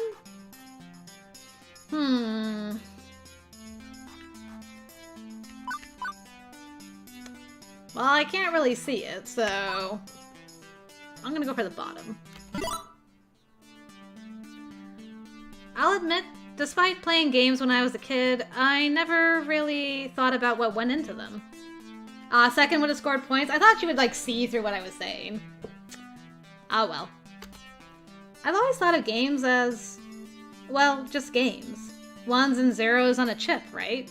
Not works of art. Artworks? Plural? Or is artwork plural already? But I guess I can see why you'd feel that way. Oh! I still got points! You work here long enough. Trust me. You'll learn to love these games like I do, too. It's not about nostalgia. It's about appreciating the work that went into it. The craftsmanship, the multidisciplinary effort just to make a game what it is. Graphic design, electronics, music, programming, even carpentry. Games deserve our respect. And as long as someone like me with a deep love for games is on duty, they shall not fail. Even if Gavin's still around. Oh. Oh, bye, Doc. Thanks for popping in. It was nice having you. Gavin? What's wrong with Gavin? I don't know. Okay, well, don't get me wrong. I can get along with him, generally. But his whole attitude just... Ooh! Ugh. All he really cares about is money. He keeps the arcade running, yeah, but... I just know if he had his way, he'd gut the whole place. If anybody's gonna ruin the Funplex, it's him. Mark my words, it's inevitable. That doesn't sound right. He seemed easy enough to get along with, and what's more, Gavin gave me the whole speech about protecting their dreams. This looks like a pretty sore point here. A long-standing argument that the new gal really shouldn't get involved with. And yet, I'm involved, aren't I? I have to work with both Naomi and Gavin. So I'm not sure I should prod at it, but I kinda want to know, too. Ooh, don't rock the boat. Clear the air and find out more. Let her keep talking. I mean, I feel like she doesn't really need encouragement. Even though that's like the basic. Ugh. I just get so mad thinking about what evil money-minded schemes he's probably cooking up. No. No, not gonna get worked up. Nice. Besides, it's not right of me to dump all this workplace gossip right on the head of the newbie. You seem like a good person. And you love arcade games like I do. Right. Let's get back to work, shall we? Now for the less fun part. You seem a strong, strapping kind of gal. Well, a strong gal, at least. Well, you're a gal. That's enough. I'm semi-insulted then? Okay, let's get to it. Right, a little to the left now. My left! My left! You're right. Careful! Now, forward. Right. Correct. I mean, not turn to the right. Keep it coming. Keep it coming. And... there! Carefully, carefully. Tip it into place. Victory! I gently ease the rolling dolly forward, the giant wooden box slotting into place alongside its neighbors. The two-wheel dolly makes it easier, but hardly easy. Especially with Naomi fretting over her baby getting scratched, or worse, falling over. But with the work done, she's all smiles again. Oh, no problem, JJ. It's important to make dinner. What did you have for dinner today?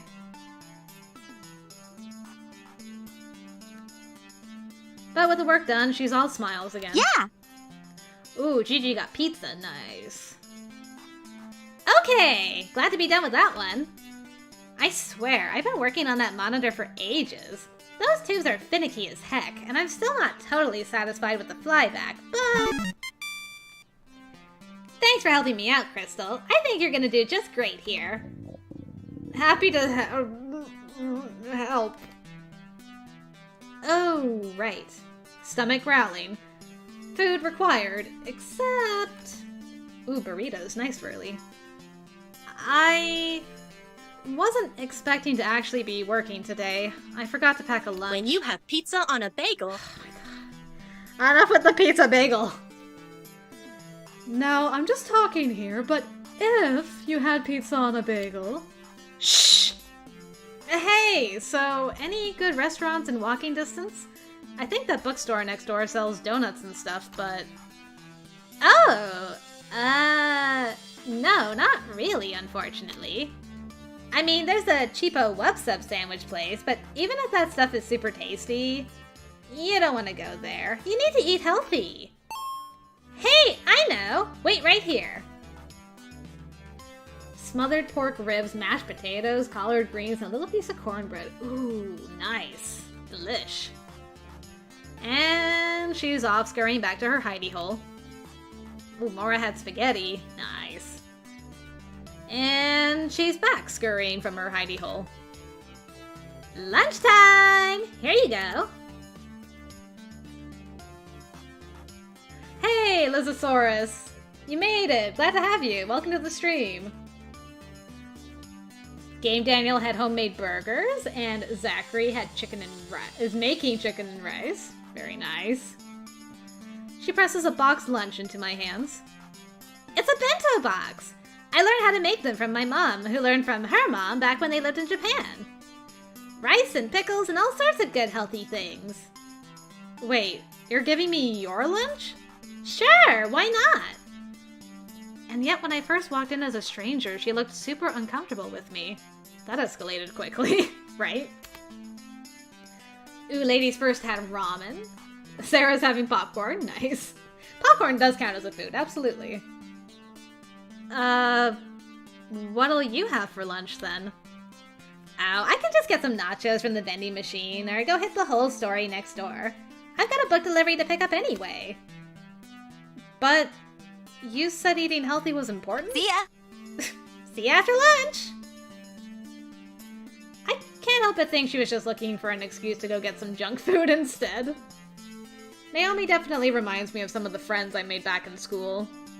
A little weird, a little obsessive about things, but charmingly so. We seem to think alike in a lot of ways. I think we'll get along just fine. But am I silly to hold out hope for, I don't know, more? Ugh. First day on the job, Crystal, get your head on straight. Down, girl. And yet she did give me her lunch. Me, a total stranger. Gotta be something there, right? So, a bento box. I've only seen these in anime. It's cute, and hopefully has plenty of calories, too.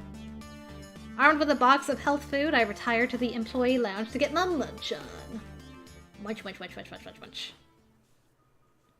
Day's been good, Lysosaurus, thanks. Hope yours has been going good. Nice, Mara. The room where I had my bizarre job interview will suffice for food times. It's not much, a few folding chairs and a kitchenette, but it'll do.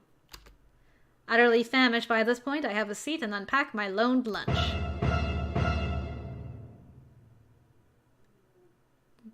Well, that's not terrifying at all.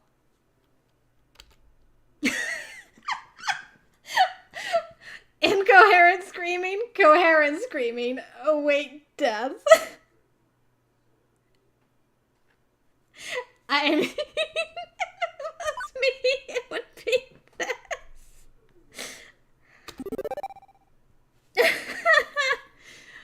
Hi, Flamingo. With my mind and body screaming wildly, my paralyzed form is unable to move from the vision of terror before me. The half-person, half-animal waves their appendages in front of me, likely closing in for the kill. Waking nightmare.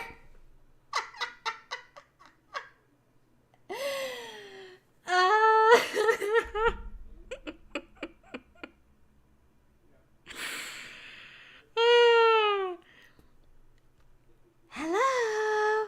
Anyone in there? See? Nothing to be afraid of. Right. I see. Looks like you stabilized. I was worried I scared the life right out of you. Hey, so I'm sorry if I traumatized you. Really. Waking nightmare? Can we start over, maybe? Sure. I nod my head slowly, although that could just be muscle spasms from being in shock. Yeah, Sarah, I think you might be right that the Naomi voice I was doing should probably go for this girl instead. I'm Ashley. And I'm Crystal. I'm also Pinky, the Funplex Flamingo. It's my secret, yet not so secret identity. Nice. What the Funplex what now? This is almost too much to take in. Gavin was a bit of a lot. Naomi was off the scale cheerful.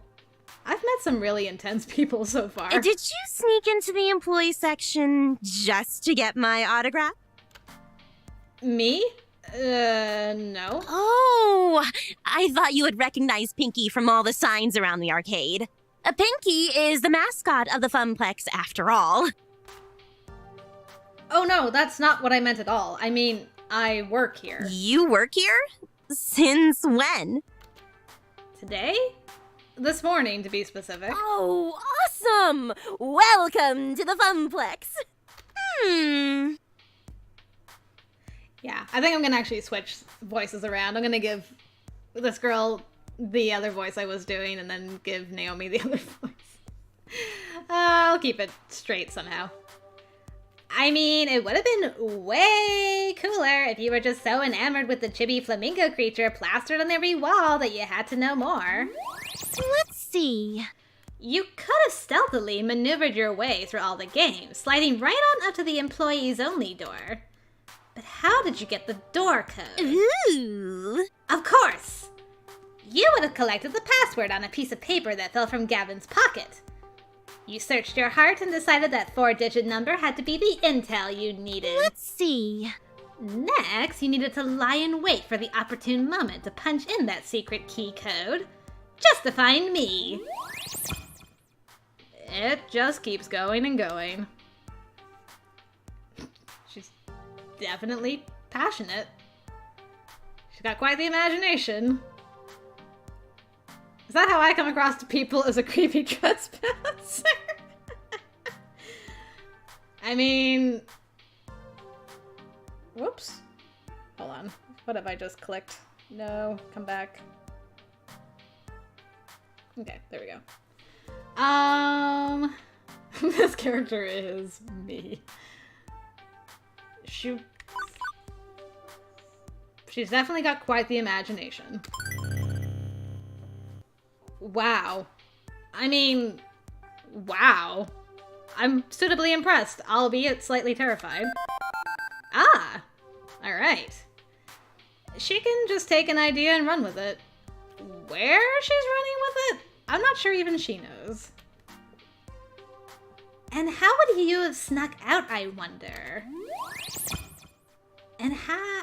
I could have helped. Hi, Justin. Nice to see you. Welcome to the stream. But for a price. Ashley finally realizes she's been babbling to herself for a good couple minutes. Oops. Aw, no problem, ladies first.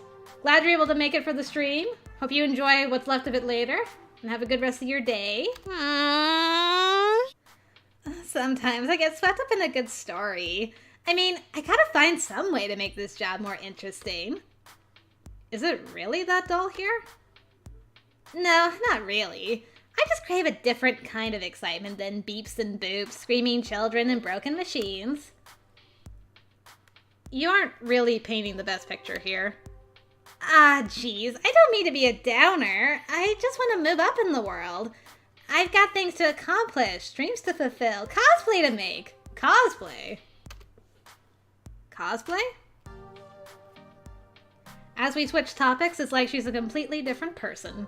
Ashley's eyes light up and she smiles. Ladies first, thank you so much for the donation. That's so nice.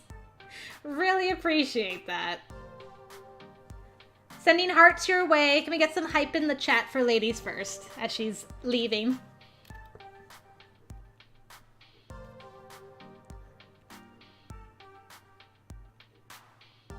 Ashley's eyes light up and she smiles. Love seeing all that hype.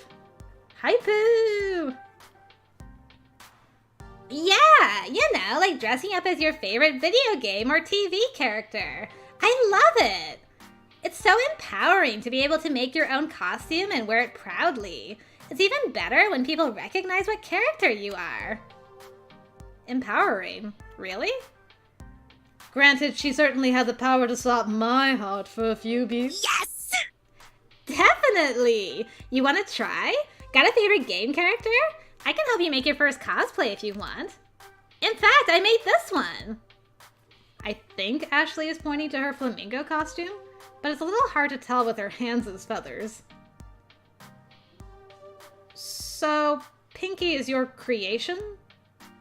Intentionally? Yep. It looks pretty good for my first mascot cosplay, doesn't it? If you were going for terrifying, then yes.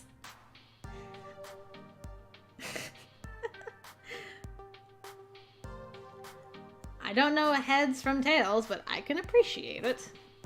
I mean... I would probably... not the middle option for sure. I'm leaning towards number 1. It was definitely terrifying, but I don't want to tell her she was terrifying. Oh yeah, Ely, no worries. I appreciate the donations no matter what. No matter where they're from. 1? Yeah, alright. I'm gonna go for 1. That was a joke. Interesting. I'm all thumbs when it comes to stuff like that. Literally, if I get enough thread running between them. I'm pretty impressed, though. Naomi was going on about craftsmanship of games. Clearly, you're digging on craftsmanship of costumes. Aw, thanks! It's nice when hard work is appreciated. I wear it around the Funplex to liven up the crowds, get people pumped to play some games, and the kids seem to adore it. That makes sense. Although the arcade has been completely dead so far. No crowds to pump or kids to be adored by. Hey, secret between you and me? Ashley motions for me to come closer. She leans in, glances around the room once, and then talks in a hushed tone. I did some repairs on Pinky overnight. I had to restitch the left arm, and I was giving her an old test drive to make sure it doesn't fall off. Huh. Limbs falling off seems bad. Oh, it was! Yesterday, I was dancing with a little girl. Must have been like 5, 6 years max. Anyway, we were next to Showtime stage when she tugged on my arm, and whoosh! Off came the arm. The girl instantly started bawling. Well, at least you are consistently scaring people, and it's not just me. Nope. Hey now! I don't want that to happen again. I felt so bad. But enough about me. What about you? So you're Carl's replacement? I guess so. I'm the new floor attendant. I attend to the floor. The floor is a thing I am attending to when I'm not going into cardiac arrest. Wow. At least you're funnier than Carl, that's for sure. I can't wait to go home and tell Juniper I do have a sense of humor. She'll be so proud. I assume you've already met Francine, but have you had a chance to meet Gavin and Naomi yet? Yeah, I met them already. Although it seems like they aren't too keen on each other. Right? Ashley rolls her eyes and lets out a sigh. Huh. I wish they would hurry up and make out already. Ah, it's one of those, eh? Yeah. Wait. What? Seriously? So, are they going out? Nope. But they always bicker like an old married couple. It's classic anime cliche. The ones who fight always end up together. Marked by words, Crystal. Oh, I believe you. Consider them marked. Beep beep. Beep beep, Crystal. What's that sound? Drat, I set an alarm for when my lunch break was over. Time to go back to the grindstone. I didn't even get a chance to eat. What? Oh no! That's no good. Crystal needs her calories. You eat up. I'll go watch the floor. In fact, how about I take over the ticket desk for the next shift? You can do my job and wander the floor a bit. Fair enough, thanks. How kind. Ashley winks before her face disappears into the dark recesses of that inhuman mask. As I'm wolfing down rice in the shape of a little heart, wow. It occurs to me I didn't actually ponder my first impressions of Ashley yet. Let's see. I like her enthusiasm. Total thirst. We're going for it. She's a total cutie. I'm all aboard that pinky train. Choo-choo! I'm a little shocked at how creative and fun Ashley is. I've never met anyone like her that has so much gusto in life. I hope if I spend more time with her, a little of that passion will rub off on me, too. Anyway, with lunch in my belly and break time complete, the second half of my workday began. Nice. Okay, I need to take just a brief break, guys, to use the washroom and get more water, so I will be back momentarily. All right?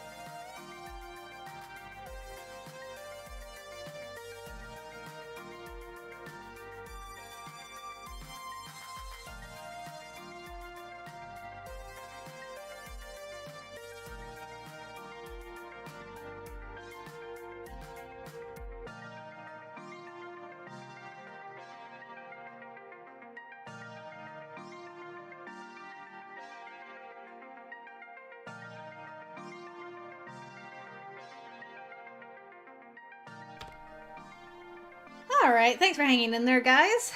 Got my water on, so we're good to go.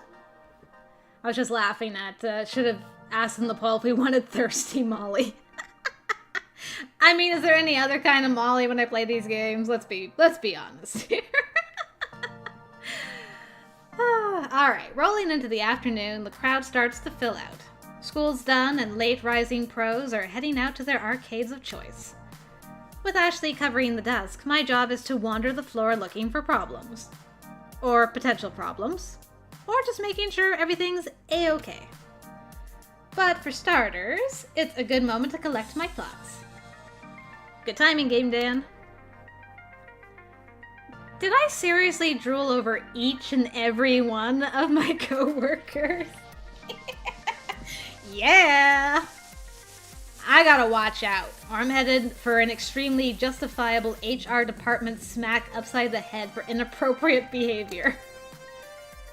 I'm not looking for a harem ending here, I'm looking for a job where I get along with people. Speak for yourself, Crystal. I am here for the harem ending. And maybe you know something more. Hang on, no time for daydreaming.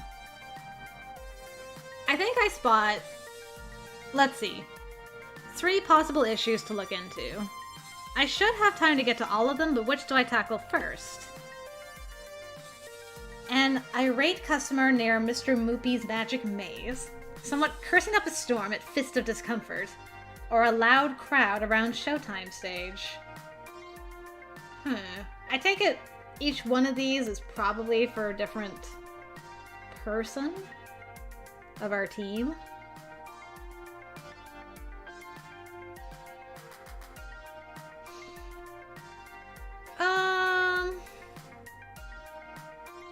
Grabby hands at a specific choice. Game Guy's like, middle! Middle! But I want to go to Showtime stage. I like dancing games.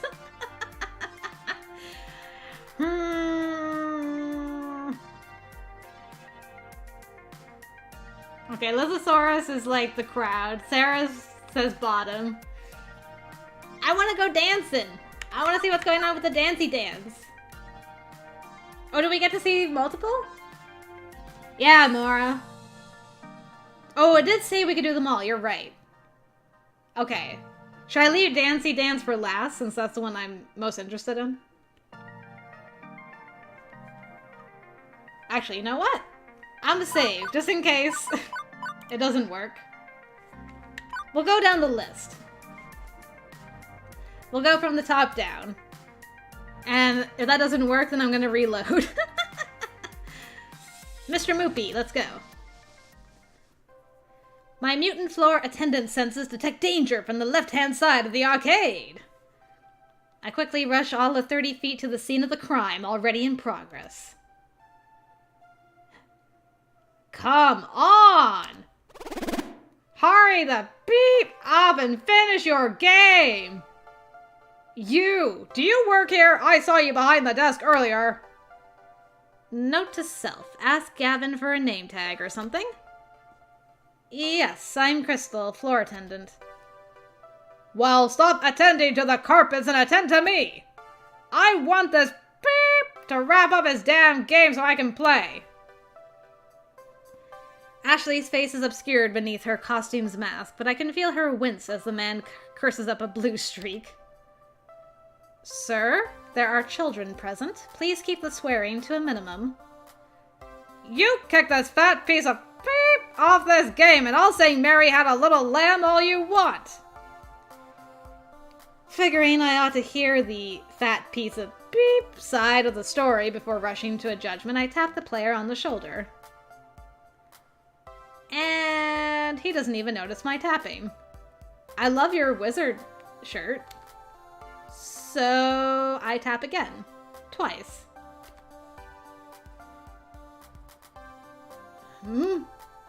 Sir?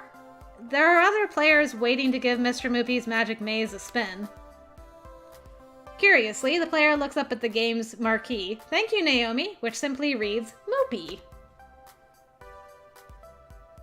You know the game's full name? Sure. I played it a lot when I was a kid. It's actually called Mr. Moopy's Magic Maze, right? Wizards and pellets and monsters and stuff. Yeah. A bit terse as he's laser focused on the game. And I can see why. He's currently sitting on 714,900 points. Oh, is he like a bear man? I wonder if I should give him Jack's voice. Maybe, possibly. Although I am using Game Dan's favorite Molly voice. I'll just stick with it. Holy crap, that's a heck of a high score. Or, as this other guy would probably put it, holy beep, that's a beep of a high score. Excuse me. I know, that's exactly what I was thinking, the FMX. He looks just like Jesse Cox. Like, they put Jesse Cox in this game? What? Right. Sir, can you please wrap up your game? No. I'm keeping good pace here. Plenty of livestock, on par for getting close to the world record before the kill screen. Somehow the thick arcade jargon sounds classier when draped in his... Oh, he's got a British accent? Oh, no, it's gotta be the Jack voice now. It's gotta be the Jack voice now. Like I'm watching some documentary program on the BBC. Yeah, but this is a public arcade. Other folks want to play the games too. He finishes clearing the current board while pondering the predicament. Okay. At first, I think he's stepping away to end his game, but he's letting his stock of 50 extra dudes slowly deplete as he pulls out his wallet. Without pause, he pulls out $3,000 in cash and holds it out. You just have that on you? Will this cover it? For a moment, I flash back to that movie where some dude pays another dude to sleep with his wife, and they roll around in bed covered in money, and... Cover what exactly? The cost of the game. The game itself. I have never seen this much raw cash in one place at any given time. It's not even in 20s. Dude's rolling in Benjamins. One moment, please. On it! Fortunately, Iris already has my messenger app open for me with Gavin's contact info preloaded. Nice. Mora is dying. Yes. I have made Mora deceased. With trembling fingers, I key in. Customer wants to buy Moopy for $3K. What do? In less than a minute, I have my response. Considering we paid $200 for it plus parts, yes. Absolutely yes. Sell that relic immediately. Damn. Well, okay then. Although, how's Naomi gonna react to this? Offloading one of her darlings just because Gavin wants to make a 15-fold profit? It also feels kind of weird to be taking advantage of this guy's lack of a grasp on the real cost of old arcade machines. I knew all this workplace drama was going to catch up to me at some point, but with this rando breathing down my neck, I gotta make a decision. Yeah, that sounds about right. Oh boy.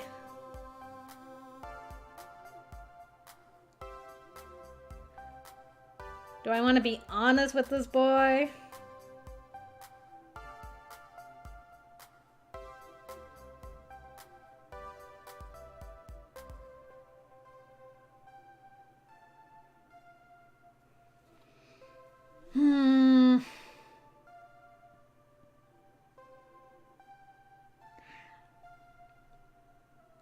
I feel like I could get points with 3 different people.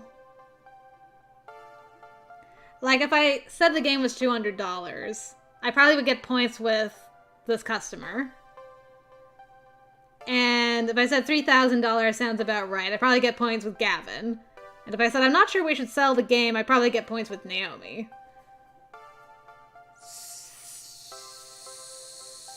So... I feel bad, though, because Gavin told me to check with him, and then I'm just blatantly ignoring him?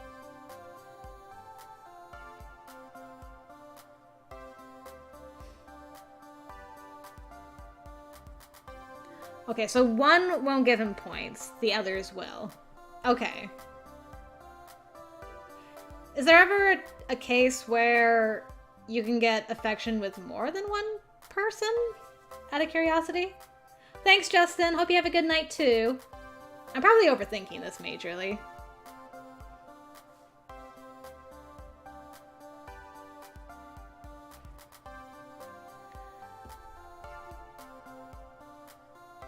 Yes.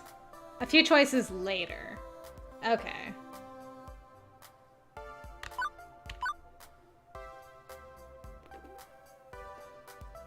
Only a couple choices. Okay. I'm gonna listen to Gavin. Although Verly's like, one is best. I mean, yeah, one is best, probably. Alright, I'll be truthful with him. He might still insist. Sarah likes the bottom basic option. It's an older game and actually only costs us about $200. But, well, it's a part of the arcade, sir. I expect this apparent gazillionaire to protest at not getting his way. But he's smiling. Yay! You're right. This is Mr. Moopy's home after all. Let's compromise. I'll pay you $1,000 American and own the game, but you keep it here. Okay, you know, that's pretty good. And in return, I get to play as long as I want, provided nobody's already playing. That way I can keep chasing the score, but your arcade stays whole. I'd hate to break up a loving family. Naomi will be relieved to hear that. Alright, I like that. I like that a lot. Lizosaurus, you gotta go. Understandable. Thanks for popping in.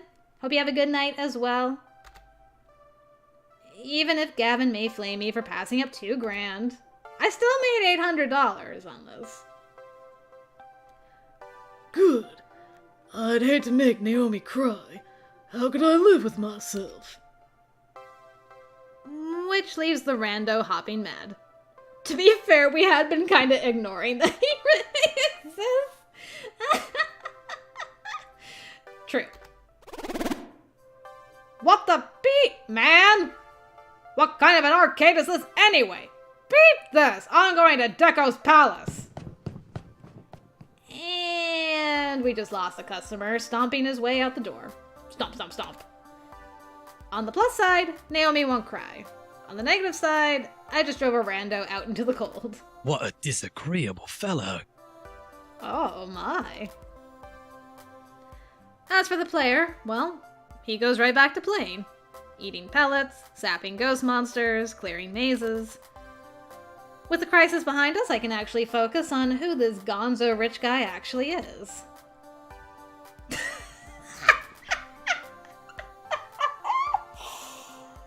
Mr. Moneybags. I mean, we all know what the correct choice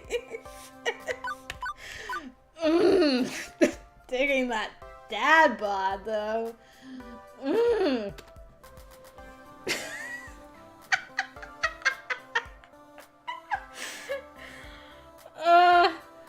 That cuddly, cozy teddy bear physique. The Benedict Cumberbatch accent. And he's soaked in compassion and empathy for others? Yes, please. He could have just waltzed out of here with that game. He didn't. He cares about more than money and more than his own high scores. He's more mature than me, but that's more than okay in my book. I've always been attracted to that age bracket. Girl, you're attracted to everything. Don't even lie. Which one, Gigi? The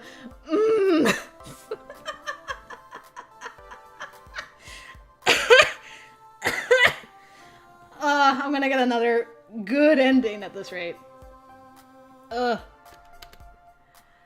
I'm sure he could teach me a thing or two, if you know what I'm saying, wiggly eyebrows.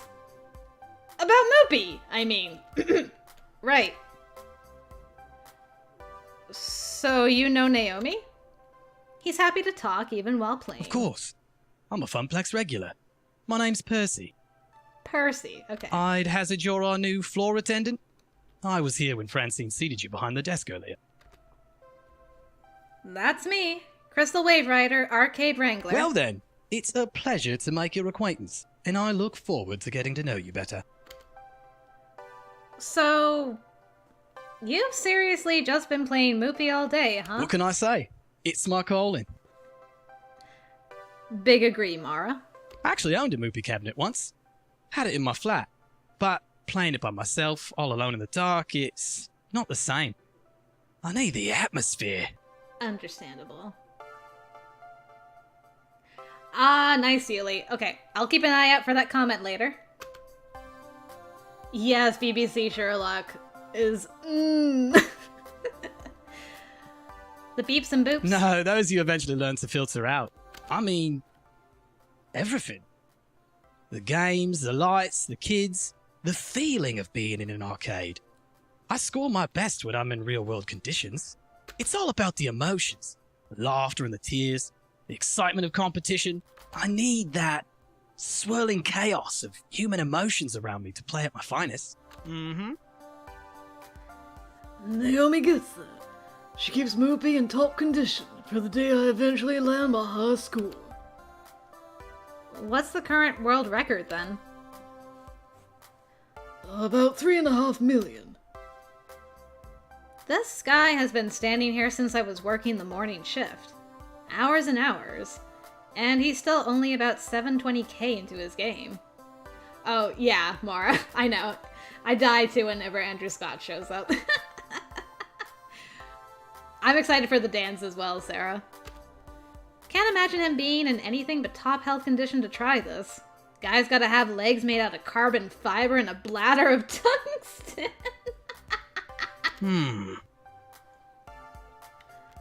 I just let a few extra lives drain out whenever I need to go pee. Can you read minds, sir?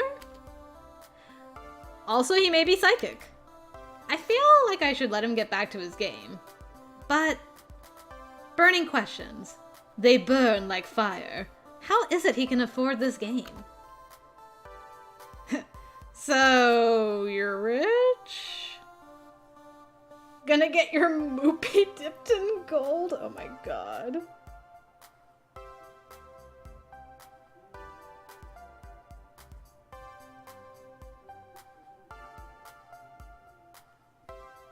I mean, I'm not gonna go for the basic one. He seems like a very just like chill guy. Steady. If you don't mind me commenting on it, that's a lot of money to just have on your person.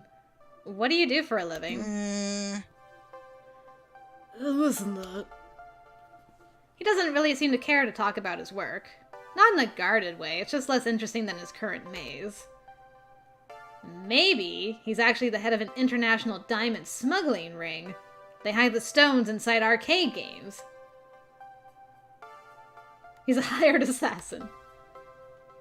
Ah. Day trading. Huh? Day trading. Stocks and bonds. Anybody can do it if they have a head for the numbers. It's really nothing important. Or maybe he's a day trader. Don't think so. I don't feel people are defined by their work. I know the arcade is home to those who've made their passion into their work, but it's the passion that matters more. I've my passions the same as anyone. I look forward to learning yours as well. When I'm not deep in the middle of a game, I mean. He's getting more and more distracted by the game. I should leave him be. Okay. I think I managed to pick the one option that was not a good one. Oh well. I'll get you another time. I have to do a thing about a thing. Mm-hmm. Be seeing you, Miss Wave Rider. Yet another weird encounter in a string of weird encounters. I can't help but wear a goofy grin as I walk away. A hot guy with a big heart. Yep, still my type. Still, I shouldn't get ahead of myself here. He's a Funplex regular. Let's keep an eye on him. Preferably two. Let's see what to handle next. Okay, yay. Let's go to the Fist of Discomfort. There's a lot of shouting coming from the center of the arcade where Fist of Discomfort is being played. I remember Iris telling me all about it earlier today while I was bored to death at the ticket desk. Fist of Discomfort, or FOD, is one of the most popular games in the esports circuit. It's been a staple of the scene for over 6 years. One year, Team Wicked Prodigies took on The Unreal and came back to win in the dying seconds of a tiebreaker match to take home a record $5 million prize pot. That's a lot of moolah. And how? Okay, so how does it work? It's a hybrid of real-time strategy and button mash brawling. Fight your way down the top and bottom lanes, clearing waves of ninjas to finally topple the enemy dojo. But that's the action part. The strategy part involves using special abilities, purchase items, and ninja summons. FOD is sheer elegance in its simplicity, the way that different game systems interweave to form one masterpiece of esports perfection. So, summon good ninjas, punch bad ninjas, smash dojo. I'd say boiling down a rich game of action and strategy playing the world over by top gamers in such a way is a bit degrading, but sure, okay. Yay, no consequence thirst. Going full thirst, no consequences. All of which is super interesting and stuff, but right now, all I care about is dealing with the loud mouth currently playing the game. The closer I get, the louder the yelling gets. Most of these are words that... Oh, What hello. What in the actual... was that? Nope, those are definitely all words my mother would disapprove of. You've got to be f***ing me. I mean, beating me. There is no beating way that is even plausible. Those hitboxes don't even beat and connect. Beat this game. Beat it all night long. Rando Calrissian!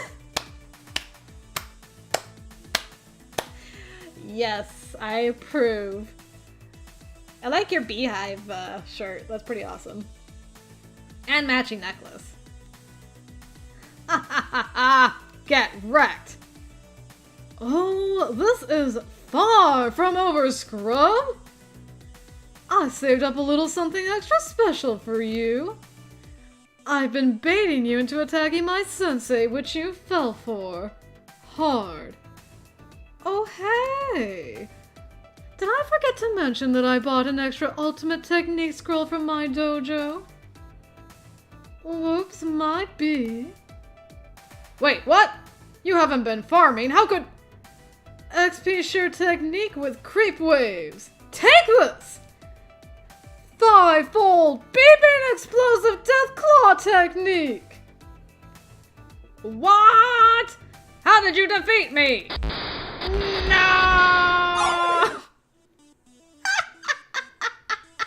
Oh, so good! Yes, JJ, you can absolutely marry this lady. Oh, GG. Nice. Father. No one can defeat me, Queen Bee. Oh, she be the queen bee. Yes. My dry eyes painfully blinking makes me realize I've been standing here watching intently during that whole exchange. I'm not 100% sure what just happened, but that didn't matter. I was completely sucked in. Couldn't tear my eyes away. Yes, the queen bee! Yas, queen! It was like watching a train wreck. I mean, if the train was the arcade game and the wreck was that guy's face. Pew, pew, pew, pew. Hey, kid. What are you staring at? A queen! Never seen a champion of my caliber before? Oh, Seeing as I don't even know how to begin to start to even consider how to respond to her question, I opt to take a moment and collect my thoughts. From what I've somehow gathered, she goes by Queen Bee, That jacket she's wearing identifies her as a member of L7 Gaming, an arcade esports team. And she's the most direct, fierce person I've met all day. That's saying a lot, considering who I've run into so far.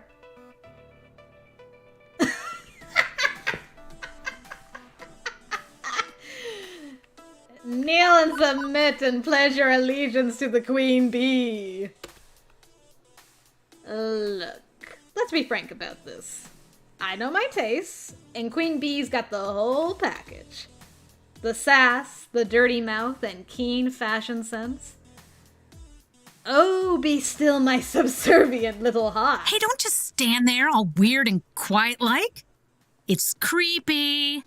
I had no hesitation for that third option. She snaps her fingers to grab my attention. So, are you gonna f***ing quarter up or not? Think you can best the hottest rising star of L7? From what I've seen, I know I couldn't best a scrub, let alone a professionally competitive player of this game. Nope. No thank you. Plus, I'm not sure I'm allowed to play games while I'm working. You? You work here? Yeah. Yes, me. And what's your job? Hassling me? I enforce arcade law within this noble Funplex.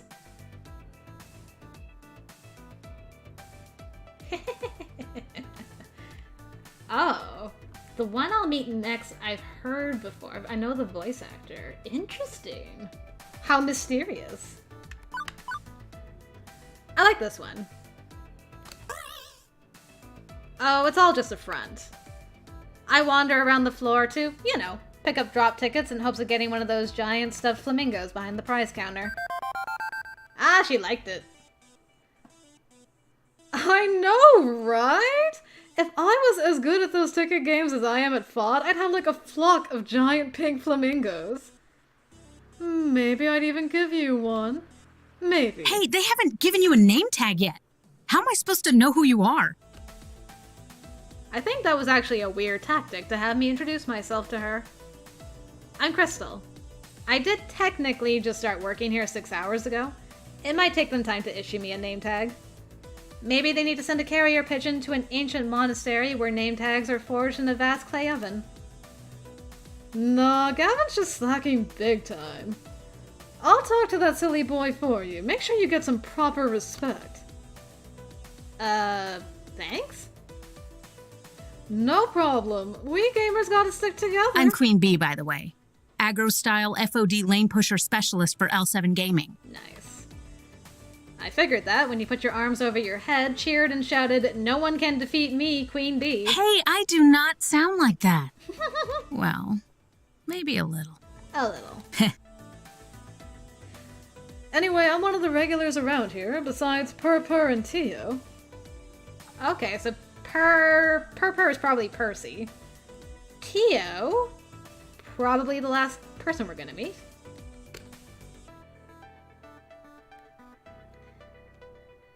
So you'll be seeing a lot of me in the future. Let's hope you last longer than the last guy. Oh, great. Now she's even making my job into a competition. I hope there isn't a betting pool, too. You look like a smart kid. You've seen one of my many streams on the internet, right? Nope. Ah, Teo's your true love, Sarah. Interesting. I literally have no idea what you were talking about. Whoa! Really? Have you been living under a rock for the past decade? If you consider a small yet formidable apartment a rock, then yes. Oh, you sweet child. You are so innocent and pure. Come, let me show you the path to darkness that is the internet. Will it hurt? Or traumatize me?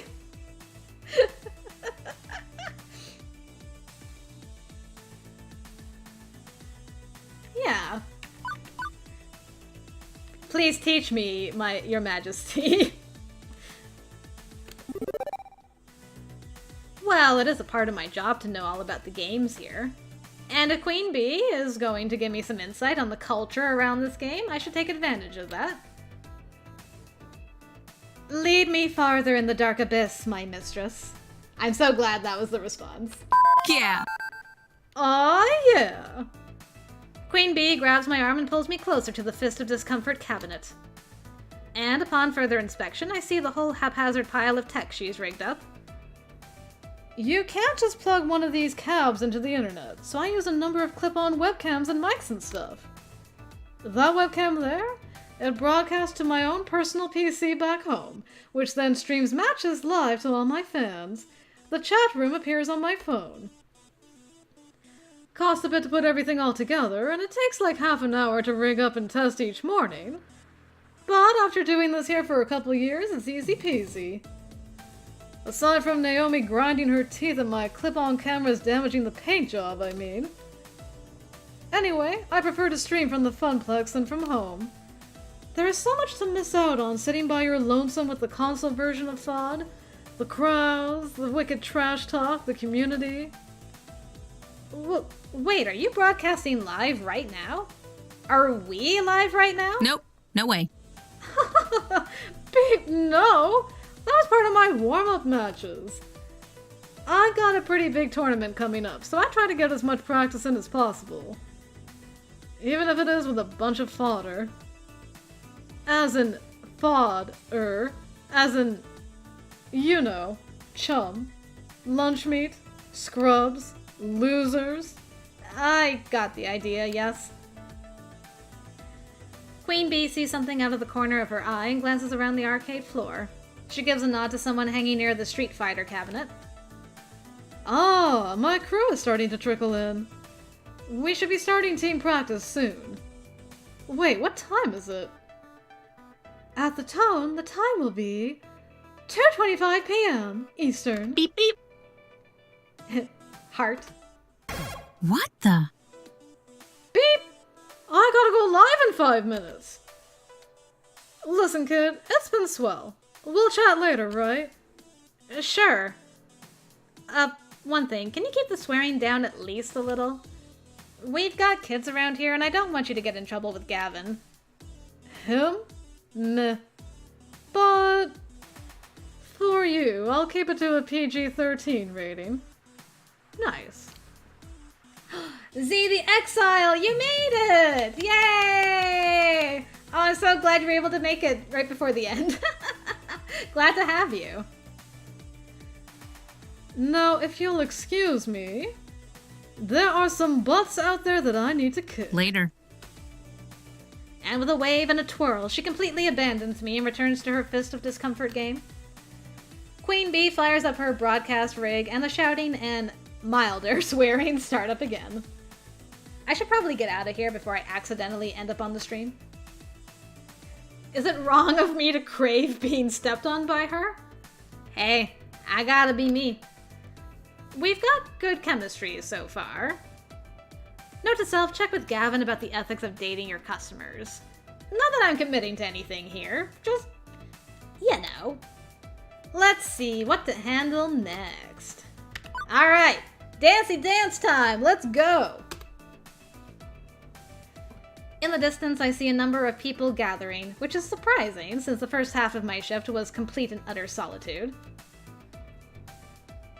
Don't get me wrong, I'm happy to see that people do come to the arcade, but that's quite the crowd that's assembling.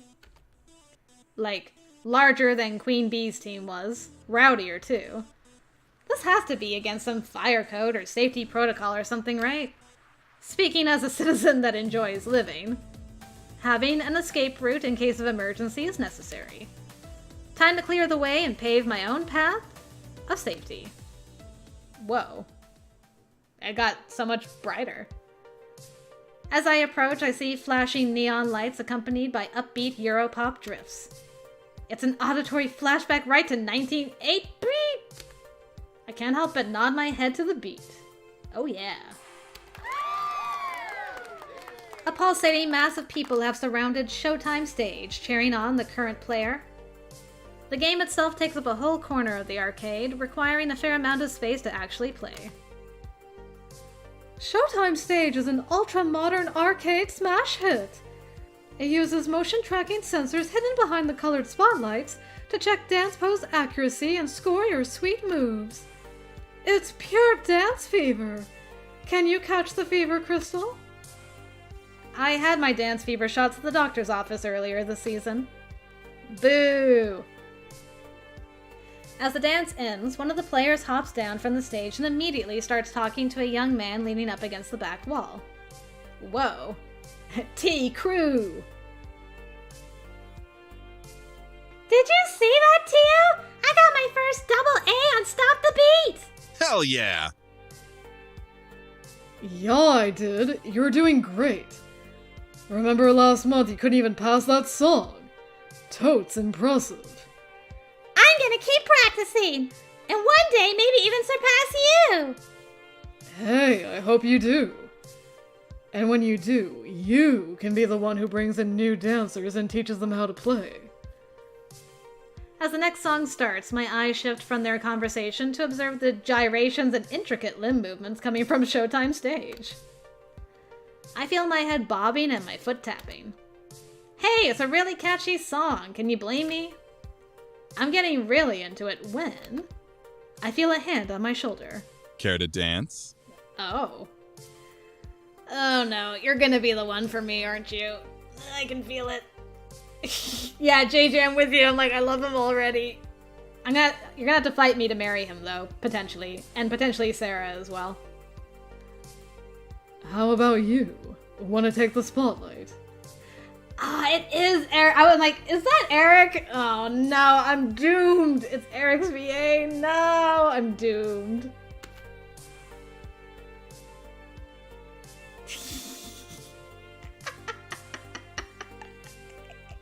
Is the bottom the thirst? On the off chance, I can feel my cheeks flush lightly. A cute boy just asked me to dance with him. Granted, it's for an imported arcade dancing game rather than junior prom. But this rarely happens to me. My heart skips a beat before I can find enough composure to respond. Ah, such composed. What? Me? Really? Hello. Ah, don't say it like that. You and only you. How could I resist to ask a gal such as yourself? You caught my eye the moment you walked over. Hey, wait. You're new here, right?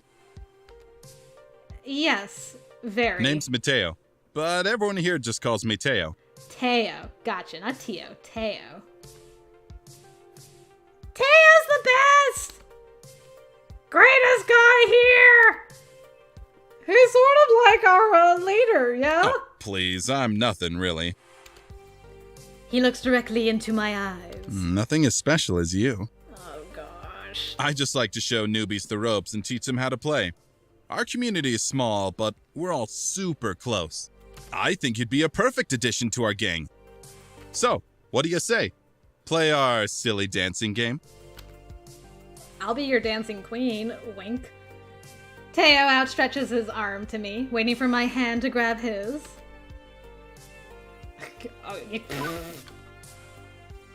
Although, I don't know. What kind of flirty boy are you? Are you like the one that's like, you want someone who's different from everybody? Oh no. No, I'm not gonna overthink it. Dance with the boy. I couldn't care less that I'm supposed to be working. One does not simply refuse to play a dancing game with an attractive guy. It's like that one dream I keep having, but it's actually true. I mean, a different dream than the one where I'm giving a speech in front of the class and forgot to put on pants. Without thought, I take his hand.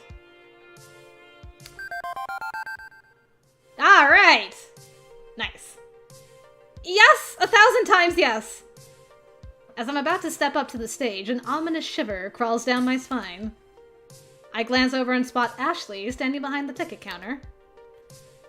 I know I can't see her face behind the mask, but I can totally sense she's glaring daggers my way. Interesting. It's creeping me out. On second thought, I'm actually supposed to be working right now. I'm the new floor attendant, Crystal. Really? But I haven't seen you around here at all. What happened to the other guy? He was actually pretty good at Showtime stage, now that I think about it. He's out, I'm in. It's currently year 0 of the floor attendant Crystal regime. Hello there. Well, hello there. Well, it's an honor to meet you, Crystal. I hope we get to know each other well. Indeed. For someone that loves Showtime stage as much as you do, I haven't actually seen you play yet. True, most of the time during these meetups, I tend to let everyone else play. Oh, nice, Zachary. I forgot Teo until right now, so... I go around and make sure everyone is happy and having a blast. But what about you and your feelings? Teo shrugs. Z, your hearing has been healed. Your ears have been healed. You can now hear. Hooray! My happiness comes from making other people happy. That's all I need in life. Which is all well and good, but I still need to deal with this crowd. How best to handle it? Want to film a workplace safety video? What do I want to do here? I mean, that's probably the most flirty. Popped ears, oh my goodness. You want to film a workplace safety video?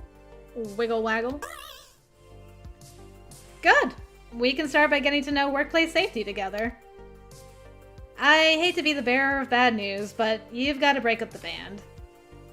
Unless you want to film one of those retro 1906 beat public service announcement videos where someone loses a leg dancing off the stage and into the crowd. Well, Oh, yeah. Guess we're kinda overdoing it a little. Shaking hands with danger. Hey, when the heat is on and the lights are shining, these things happen. I'll take care of it. Luckily, the song that was being played just finished. Teo jumps up on the stage and cups his hands over his mouth. Hey, listen! We need to keep the area to the left of the stage clear. Aw, man, but why? I like my spot. Hey now, you know the deal. We all have to be cool about fire safety. It's Crystal's first day, so let's show her some respect. I see everyone turn around and glare at me. Great, now I'm going to be known as the party pooper. I guess I've had worse reputations in my lifetime. Like that one time I had to close the pool because of that dirty bandage floating in the water. No one would talk to me for a week. Hey, don't disappoint me, crew. Crystal's just doing her job. Reluctantly, the crowd reshuffles itself in a semi-orderly fashion. As everyone settles into a safer way of watching the game, Teo jumps down and comes back to me. Better? I nod, genuinely impressed with how Teo can capture his community's attention. They listen to him and have the utmost respect for him. Yeah, actually, much better. didn't mean to cause any trouble. Sometimes we just get so caught up in the game, you know? Of course you know. Yeah, man, I feel you. Hey, you should still join us later. Maybe when your shift's over. We'll all be here dancing until closing time. Alright. It's a date. No problem, Z. Thanks for popping in for a little bit. Good to see ya. As long as that dancing is within the law, carry on. Officer Crystal has spoken. I start to walk away ready for my next venture when I remember something I should do. I turn back to Teo. Hey. Thanks. No problem. Oh yeah, I think I know who I'm going for. Well, I feel nice and accomplished. I was able to uphold the safety of the arcade and make a new friend. I say that's pretty good for my first day. Even Gavin's gotta be impressed, right? With that business sorted out, it's time to leave Showtime stage. The arcade is now at peace. My work here is done. Well, actually, we're a few hours from closing time, so my work here isn't quite done.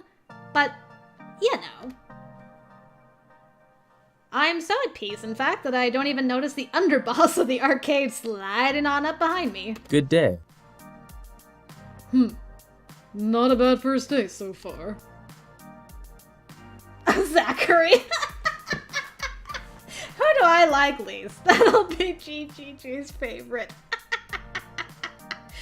Oh, and so Teo was why you told me about it, Sarah. Ah. Alright. So that's all the love interests. Good to know. I've been keeping tabs on you. Well, others have been, and they've been texting me. You know, you should consider getting a proper group chat app going. I've got a crappy phone plan. My texts aren't free. A valid point. I'll look into that. Oh, Sarah, is there a hidden romance? Impressive. I'm impressed with how you handle yourself. I think you're going to work out just fine. Anyway, I prepared your paperwork if you'd like to go sign it and make this working relationship a bit more above board. Yeah. So you're staying? Please tell me you're staying. I mean, I fed you and everything. Francine hasn't fired her yet, right?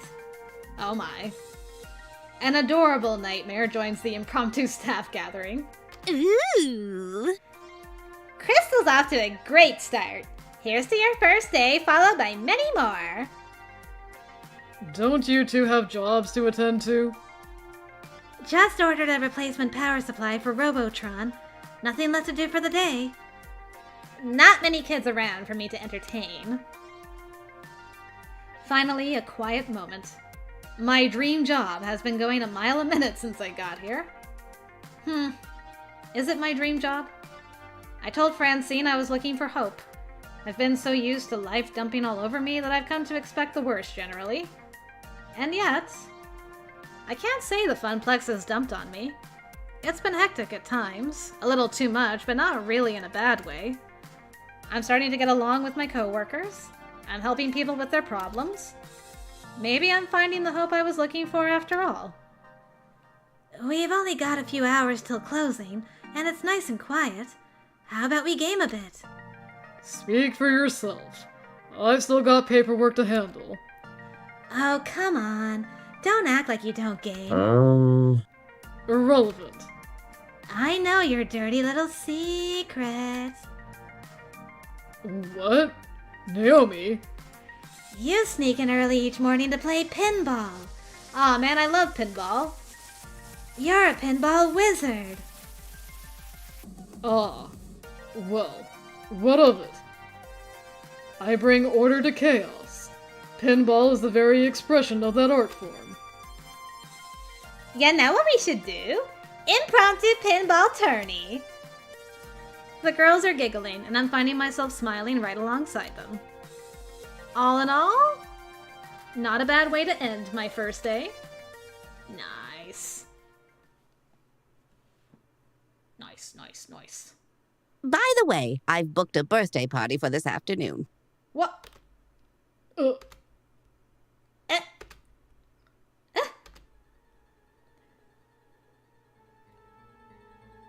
I'm like, this music.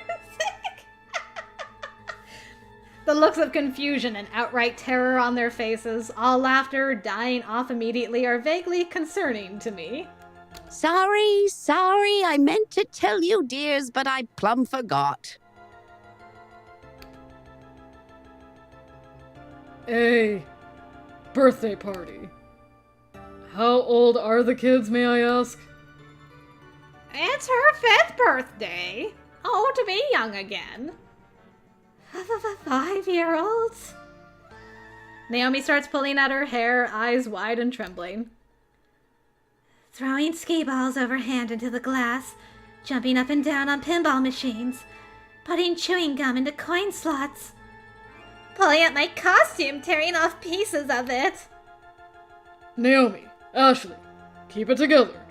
We've survived kids' birthday parties before. Doom! The end is nigh! I'd hate to get in the way of all the fun. Yep, it's time for my afternoon nap anyway. You have fun, dears. Rude. Right. Battle stations, everyone. I'll take ticket desk so I can oversee operations. Ashley, greet the kids. Naomi, watch for hardware damage. Crystal, roaming duty. Look for trouble. Do what you can. Prepare yourselves. They are coming. Like an oncoming tidal wave, the rumble is felt before it is seen. Parents pulling into the parking lot, minivans disgorging kindergartners, and suddenly, oh my. An explosion of small humans rushes the doors, bursting into the arcade before scattering every which way. Even before any of them can get tokens, they're grabbing a joystick, smashing buttons, eager to get their game on or even just pretend to be playing. The crew assumes battle stations. Naomi by the fragile pinball machines. Ashley near the door trying to distract the incoming kids to greet them. Yeah, Yulia liked the fox shirt too. Gavin, armed with pre-stacked $10 rolls of tokens, quickly exchanges them with the adults. Beats waiting in line at the change machines. As for the pro gamers, well, Queen Bee and Teo's friends bolt for the exit, abandoning them. Keen on getting out ahead of the surge of kitties, I guess. That's all very well and good, but I've got no idea where I'm supposed to be. Roaming duty, Gavin said. Look for trouble, Gavin said. I mean, I was doing that before, but now the chaos has multiplied. For a few moments, I'm like a pinball being bounced around. Or like that frog trying to cross a highway of traffic. Eventually, I spot three possible problems on the rise. And Crystal, professional floor attendant, is ready to attend to them. Which one of these should I tackle first, though? I may not be able to deal with all of them in time. Okay. Definitely saving. Oh, I mean... Oops. Punch Mike. I don't even have to guess. I'm going over to where Teo and Queen Bee are. Okay. Game Dan, tell me what I need to do. Since you have experience. The sounds of hardship call to me from the Fast Cars 5 racing games. Shouting adults and crying children are never particularly good signs, and I hope beyond hope that I can take this on. I shake the discomfort off. Now's not the time to doubt myself. I need to find out what's going on and stat. As I get closer to the revving of engines and the clacking of shifting gears, I see a grown woman berate a cowering boy. I didn't! Admit it, I know what you did, you brat! You manipulated my precious son to put his tokens in your game. You should be ashamed of yourself. I'm sorry. Children like you are the absolute worst. Garbage. Ma'am, keep your voice down. There's no need to shout at a child, no less. What's going on here? This jerk of a boy told my sweetest, beyond sweet Josh, that he should put in his own tokens into the racing machine so he could play it for free. Josh earned these tokens from his own allowance, and I won't let some devil child steal his money. Let's just take a moment to calm down, okay? Before I say anything else, I spot Queen Bee and Teo out of the corner of my eye. Queen Bee looks infuriated, and Teo has buried his face in his hand. Actually, now that I stop and think about it, they might have some insight. The racing games are right next to Showtime stage. Teo probably had a good vantage point of the whole thing if he was dancing on stage. And just by the way Queen Bee's brows are furrowed, I can tell something is not sitting right with her. I could ask one of them for their help. Or I could try to solve this one by myself. Yo, Teo, you see anything? Teo was right next to the action when it went down. I decided to check in with him. Ma'am, I know you're upset right now, but if you please stop shouting, we can get this all settled. Teo, I refuse to calm down until this child has been appropriately punished. That such disrespect is tolerated in this arcade is appalling. Oh, I'm giving you the worst online reviews. Teo jumps down from the stage and approaches the shouting woman. He puts his hands up. Sheesh. Simmer down, simmer down. This can all be explained with science. Really? I mean, right! Of course. Teo, by all means, elaborate. Teo walks past us and right up to the Fast Cars 5 game.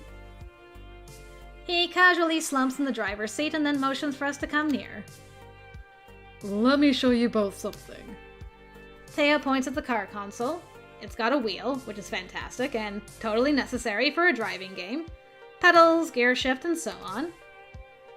But the feature Teo draws our attention to are the top coin slot, or the 2 coin slots, which are vertically stacked, one on top of the other. Okay, so this is where you drop your tokens in to play the game. However, do you see how it's practically in the middle of these 2 identical consoles? Which game does the top slot belong to? The right hand or the left hand game? Oh.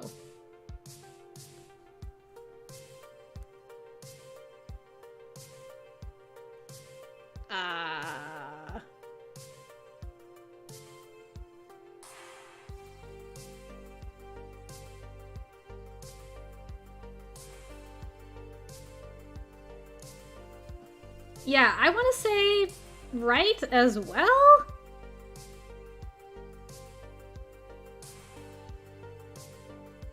Yeah, I'm like, is it left? Is it right? Should I save? Yeah, like, I feel it's right.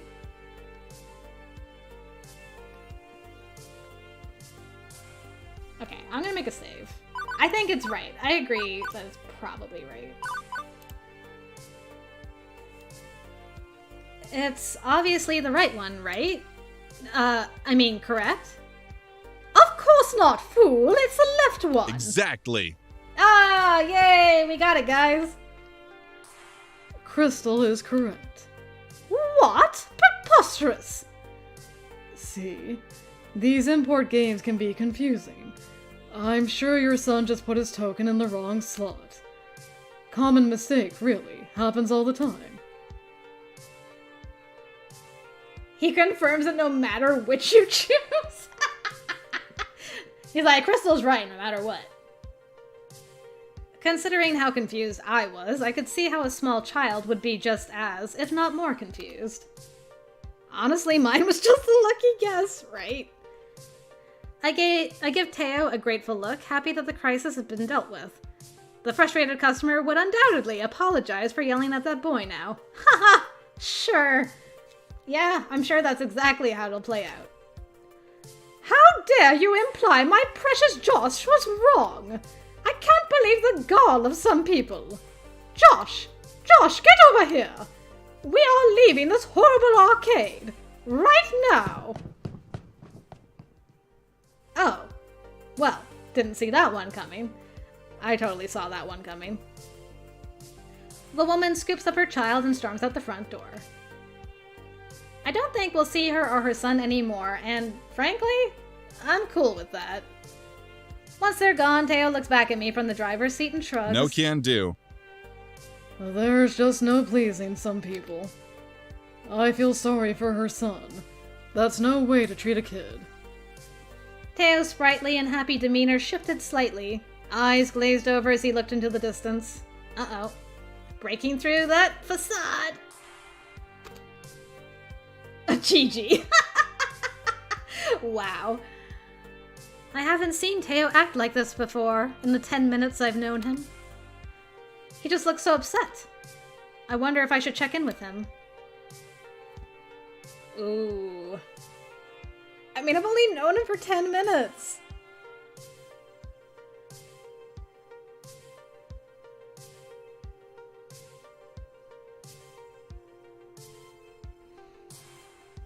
Oh, man. I don't know. I feel like I shouldn't pry. We did flirt with him. Yeah, I don't know. Like, I love Teo. Yeah, I think it's too early, too.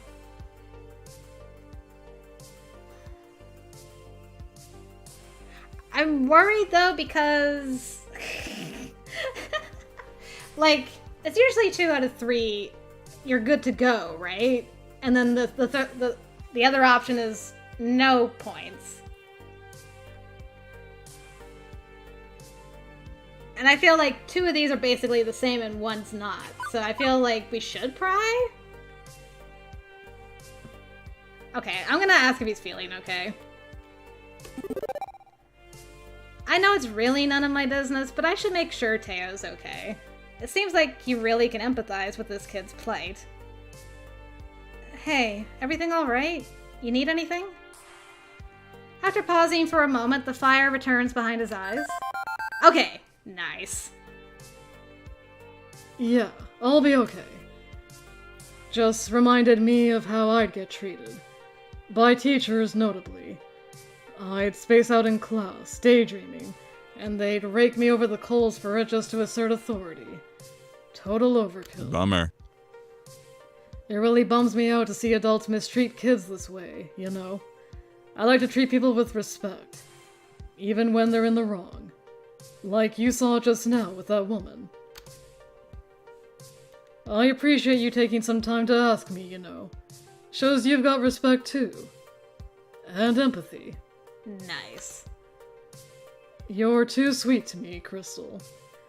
Oh, I'm just getting started, boyo. But I'm not that important.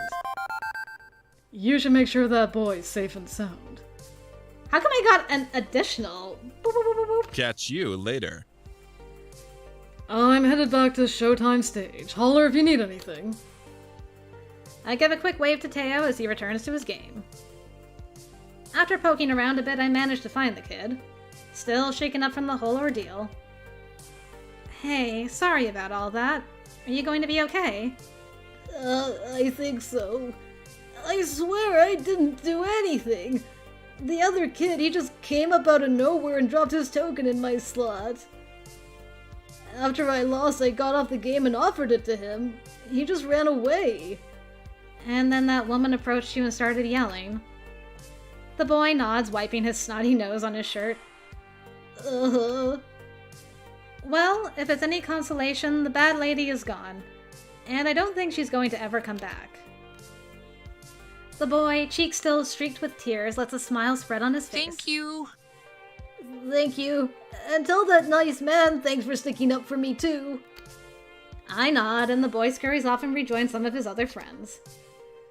Right, that's that sorted out. But the other 2 situations are about to spin out of control. I've only got time to deal with one of them. Which one?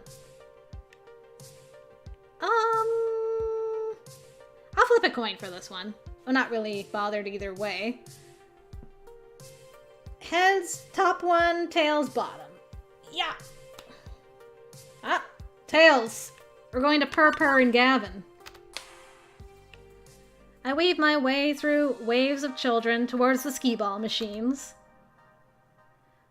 One little girl sitting at the end of a skee-ball ramp crying. No parent in sight to settle her, so the task falls to me.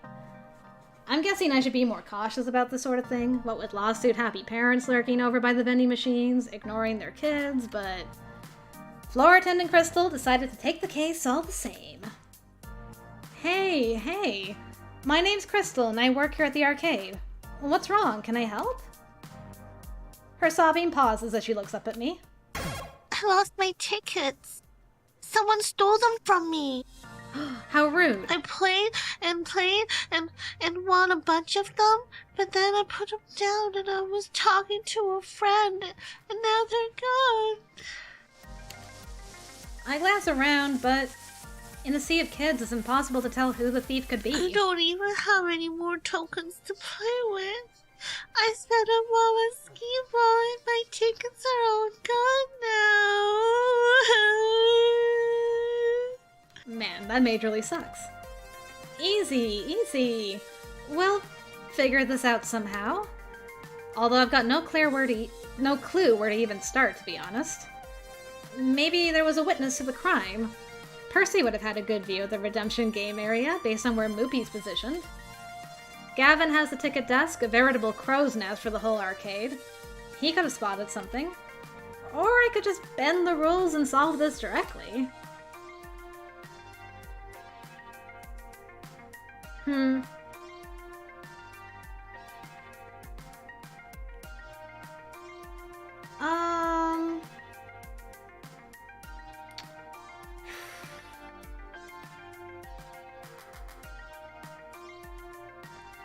Yeah, I'm like... I should hang out with somebody, right? Ah, lots of votes for Percy. Uh-oh. Internet, hang in there.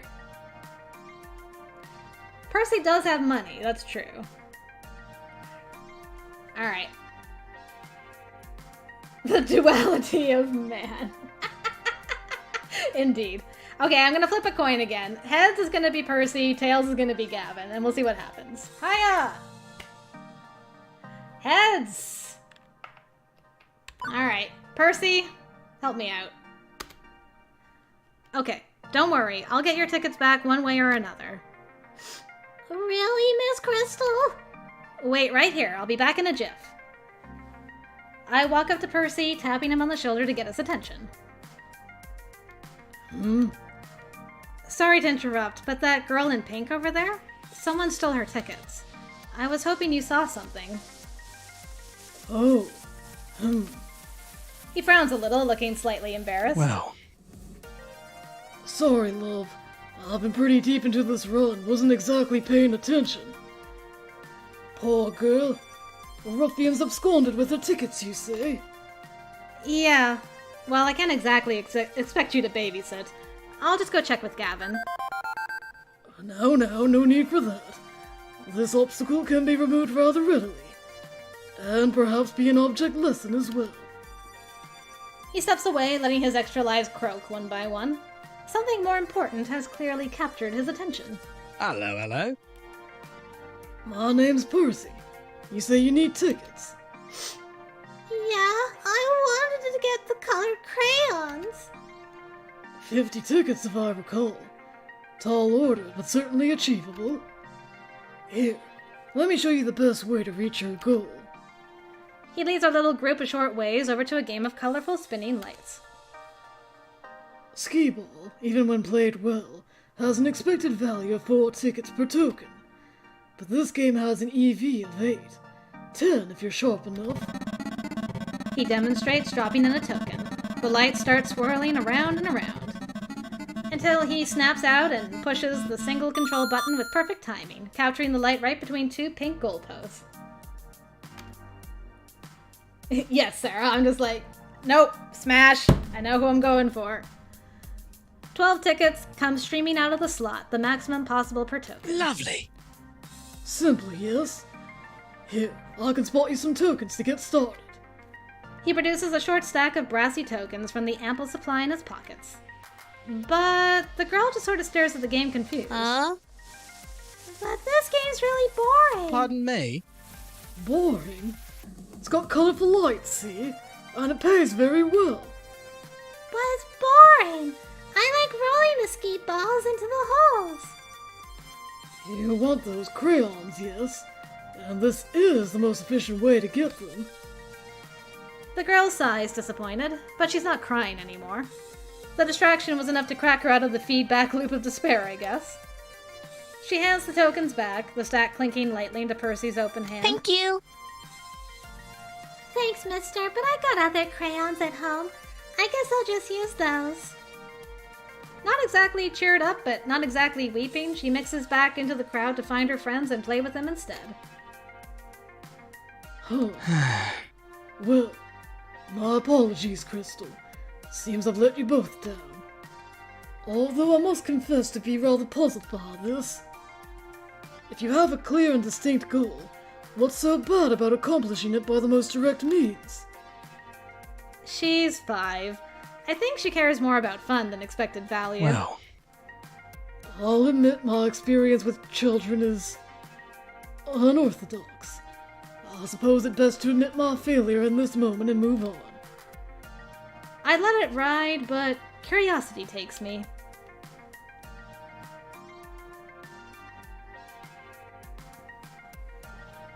I'm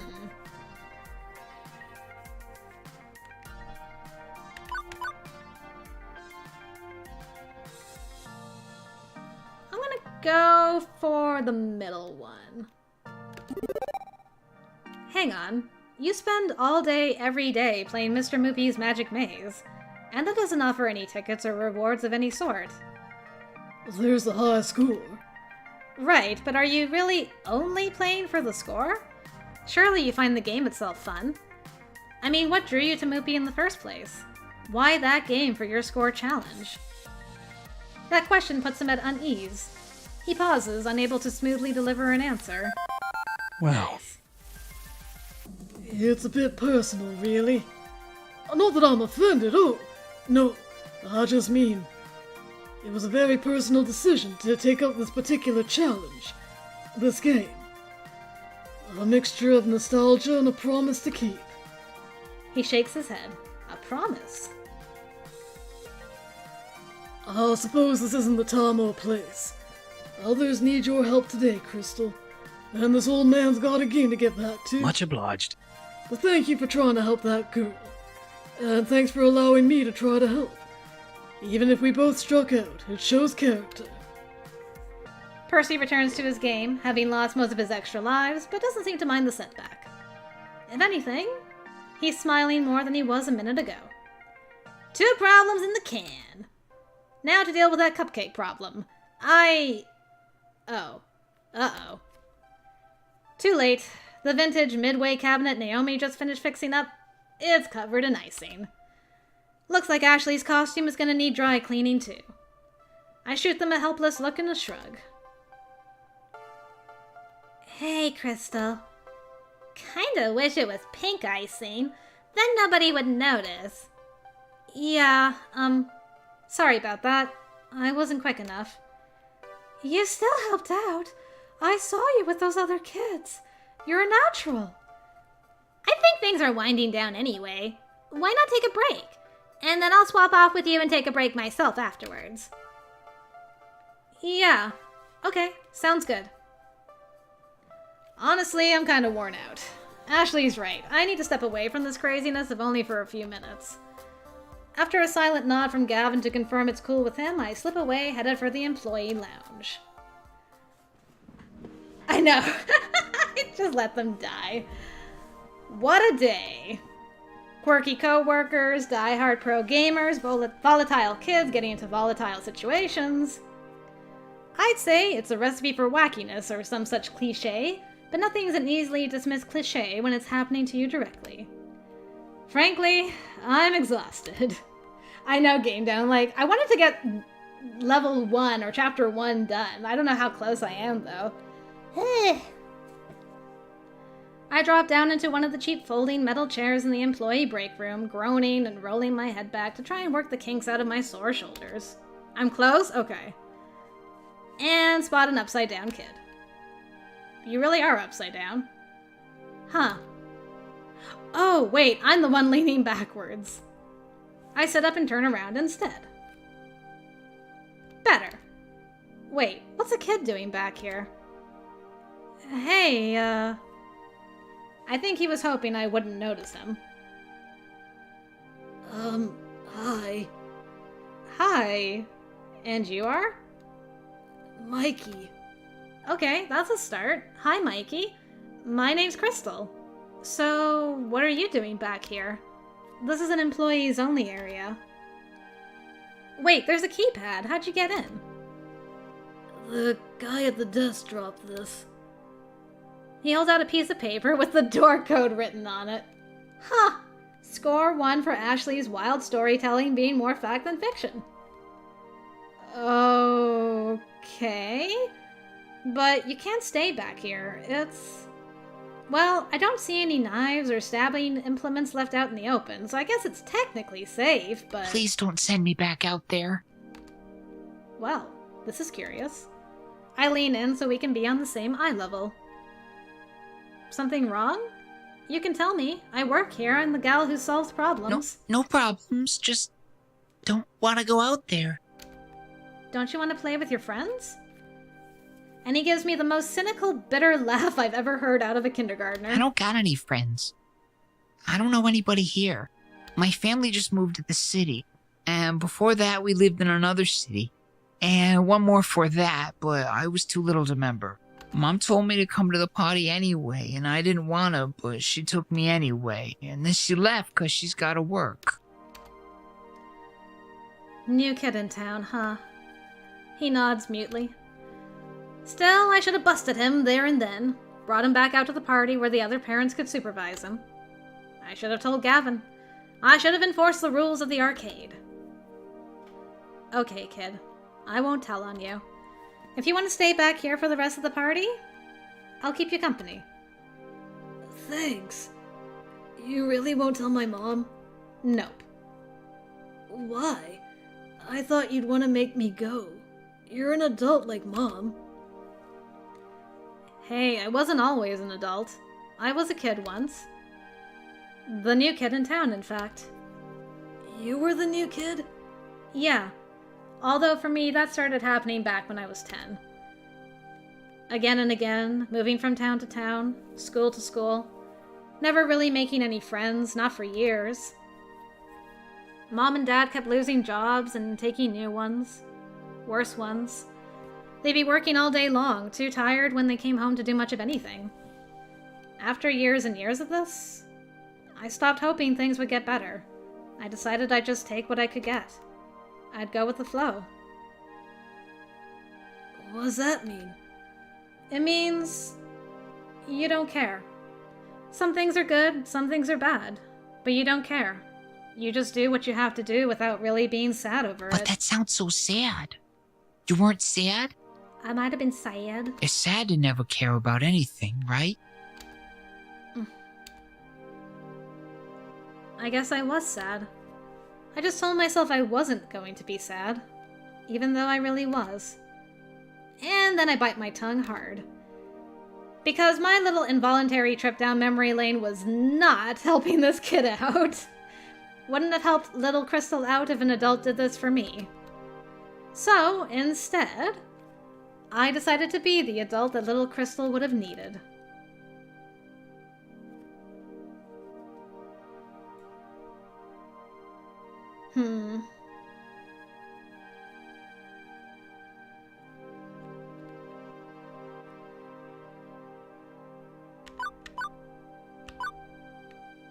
I'm gonna do this one. You know, your mommy loves you, Mikey. She loves you very, very much. When I was a kid, I was mad at my parents for moving all the time, taking different jobs.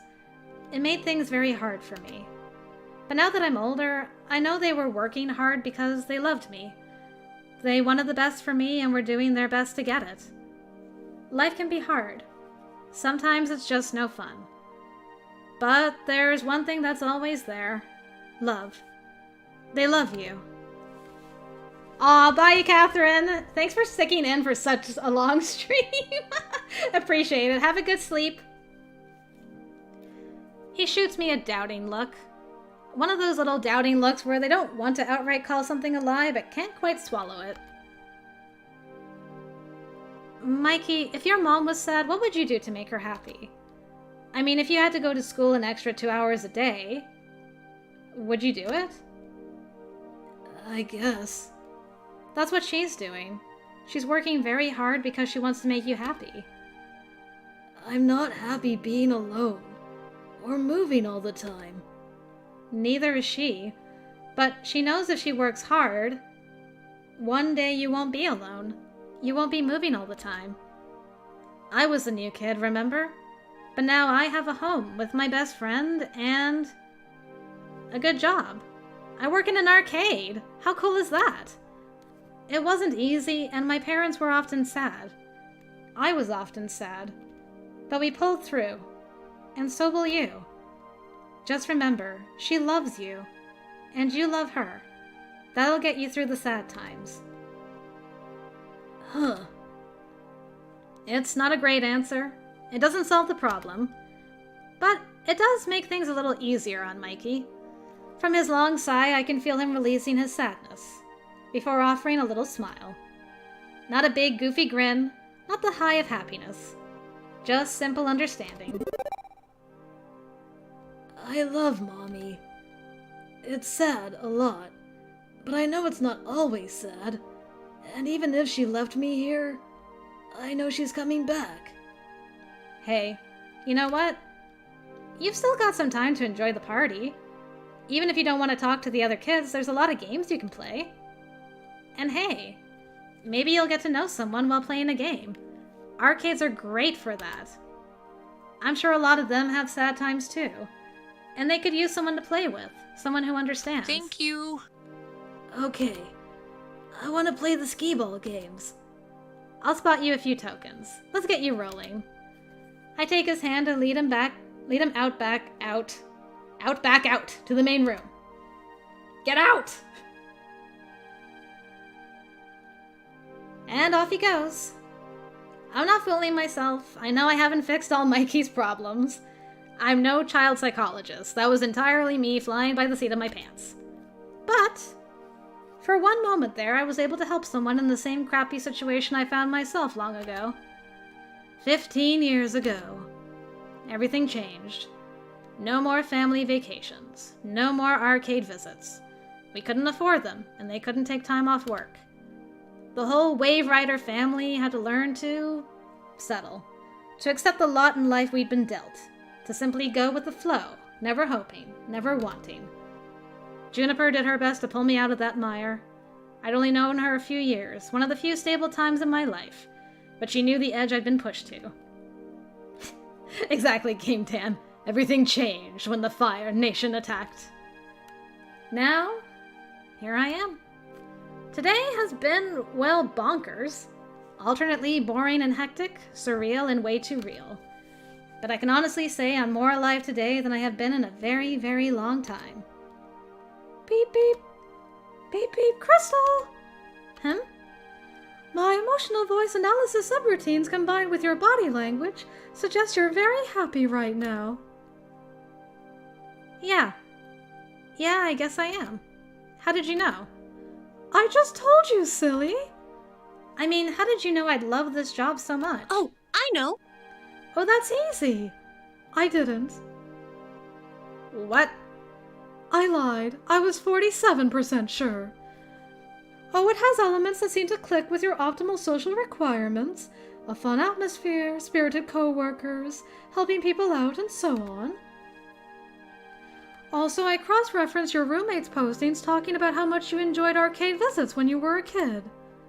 Still, 47%. 99.97%. But I was 99.97% sure that if I said I was 99.97% sure, you'd be willing to give it a try. Another thing to thank Juniper for, I guess. You're a very weird little app, you know. Hooray! I try to be. And you succeed. Was that the end of chapter 1? Nope. From the cars pulling up in the parking lot, it looks like the party's over. It's just about closing time for the arcade anyway. Most of the gamers have filed out by now if they hadn't already fled the tidal wave of kiddies. My first impulse is to go bug Gavin about my paperwork. But that can wait. I'd rather go help someone with the tidying up, or maybe see how our VIP gamers are doing. Not enough time to run around checking in with everyone, though. Who do I want to hang out with? I mean...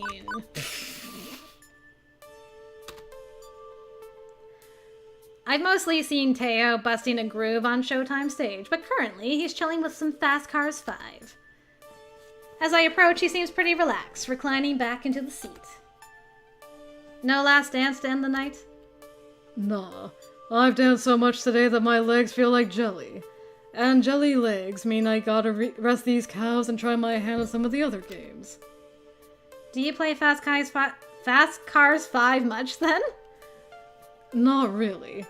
In fact, I actually hate driving. But since I was over here earlier, I figured I could give it a try. And? How is it? It's... okay, I guess. Okay. Such a hot speed racer.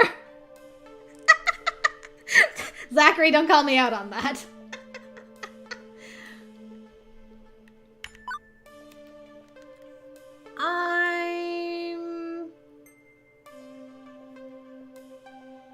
Fast Cars 5. Fast Cars 5. Fast Cars 5. Fast Cars 5. Fast Cars 5.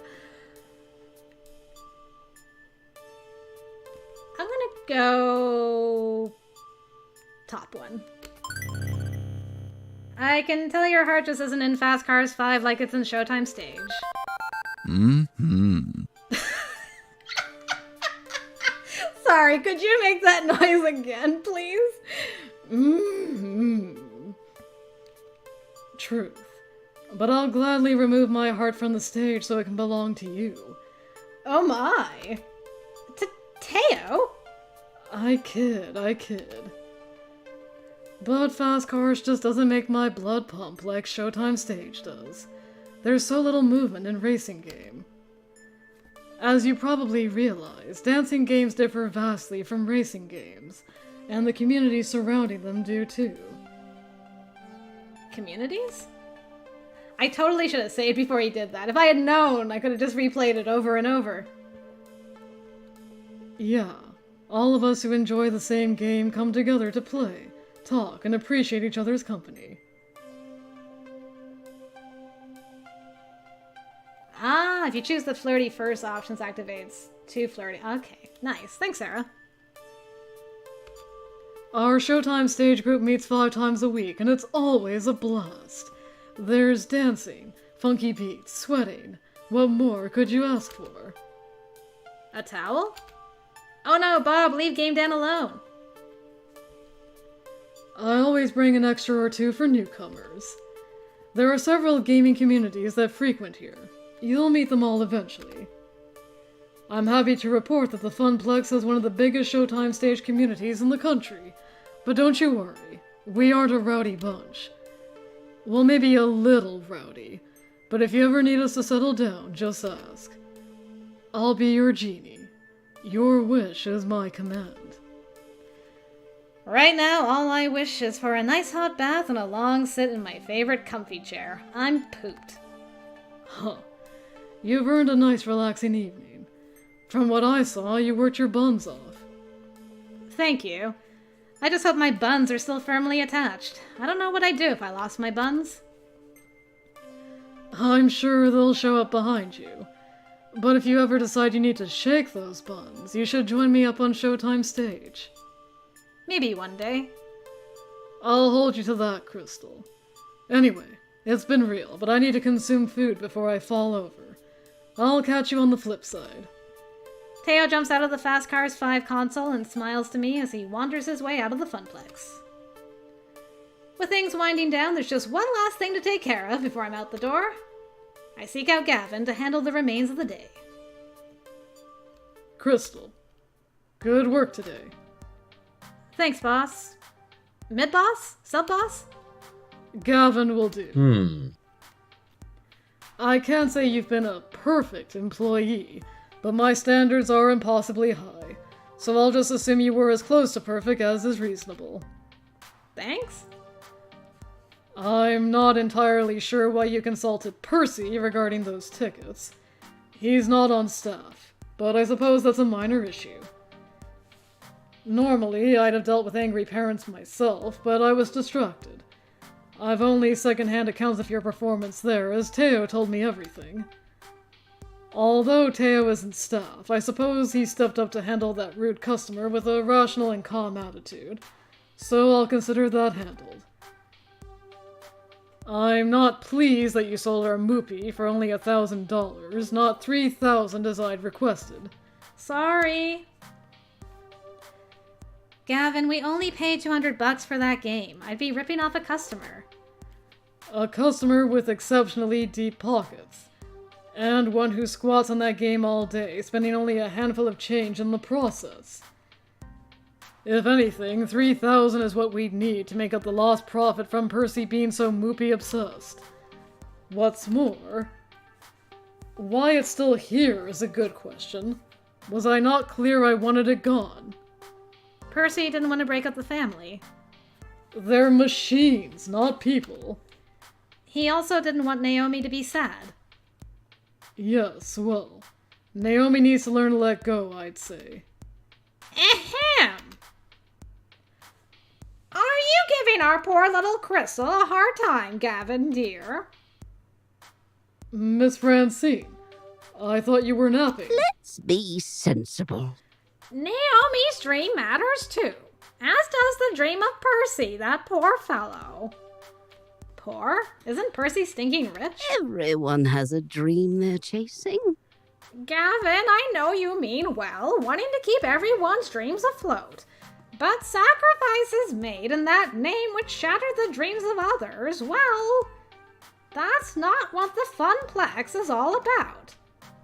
Crystal, you understand, yes? The reason why? Why am I here? That's the question she asked me during the interview. Now I think I understand. I came here today looking for hope. Hope I could do more with my life than compromise, settle for what I can get, and go with the flow. Everybody I've met today is full of hope.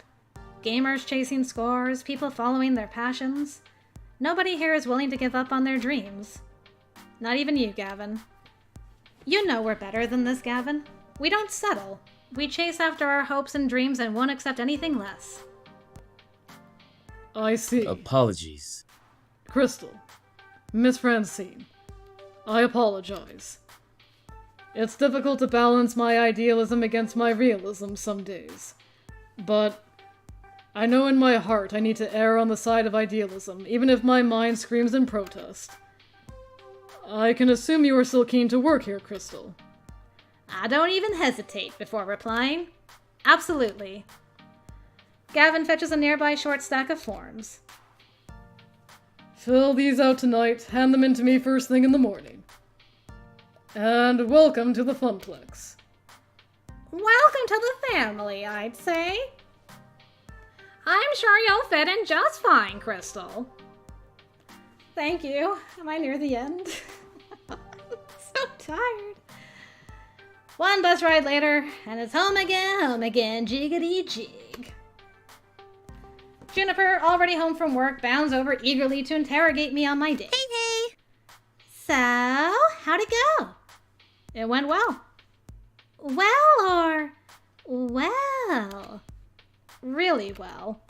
Your little app came through, despite being terrifyingly omniscient and just a little bit unnerving.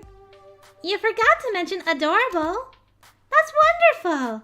I'm so glad to hear things worked out. And you even came home with a smile, like when you were a lifeguard. Huh.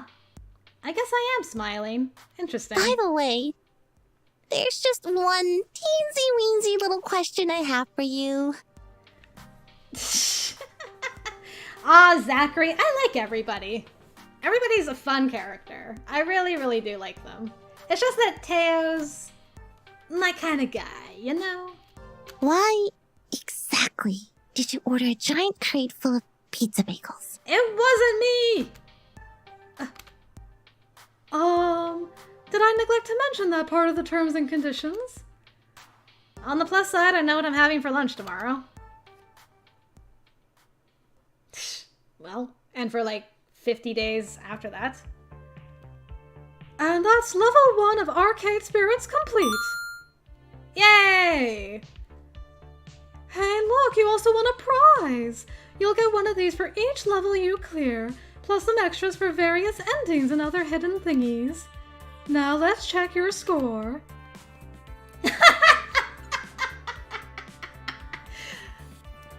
I wonder which person I liked the most.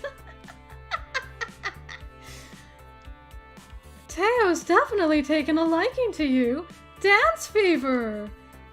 You're proving to be a gentle, sweet, and compassionate soul.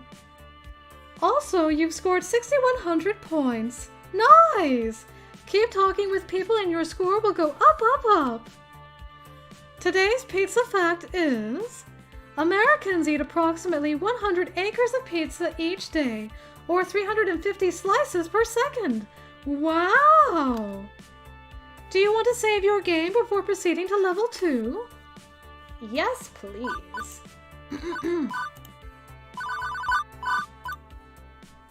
Thank goodness. Whew.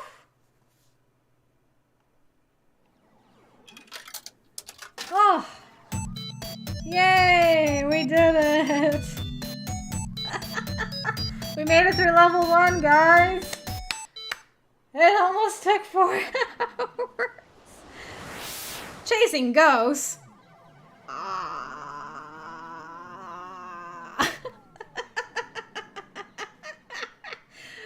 That is too much pizza. Agreed.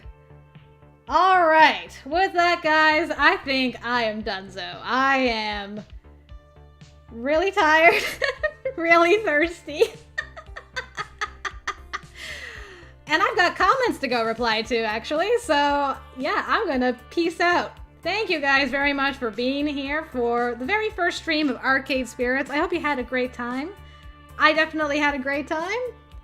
And I'm definitely Team Teo right now. So next time, gonna continue on that train, I guess. Otherwise, rest of this week is just some more Changeling with Mark. And Saturday, Lego Batman with Max. So hopefully I'll see you guys around the channel. And yeah, I'm just gonna go collapse now. Also want to say thank you again to Taylor and Ladies First for the donations during the stream. Really appreciate it once again. Alright. And with that, good night, everybody. Bye-bye!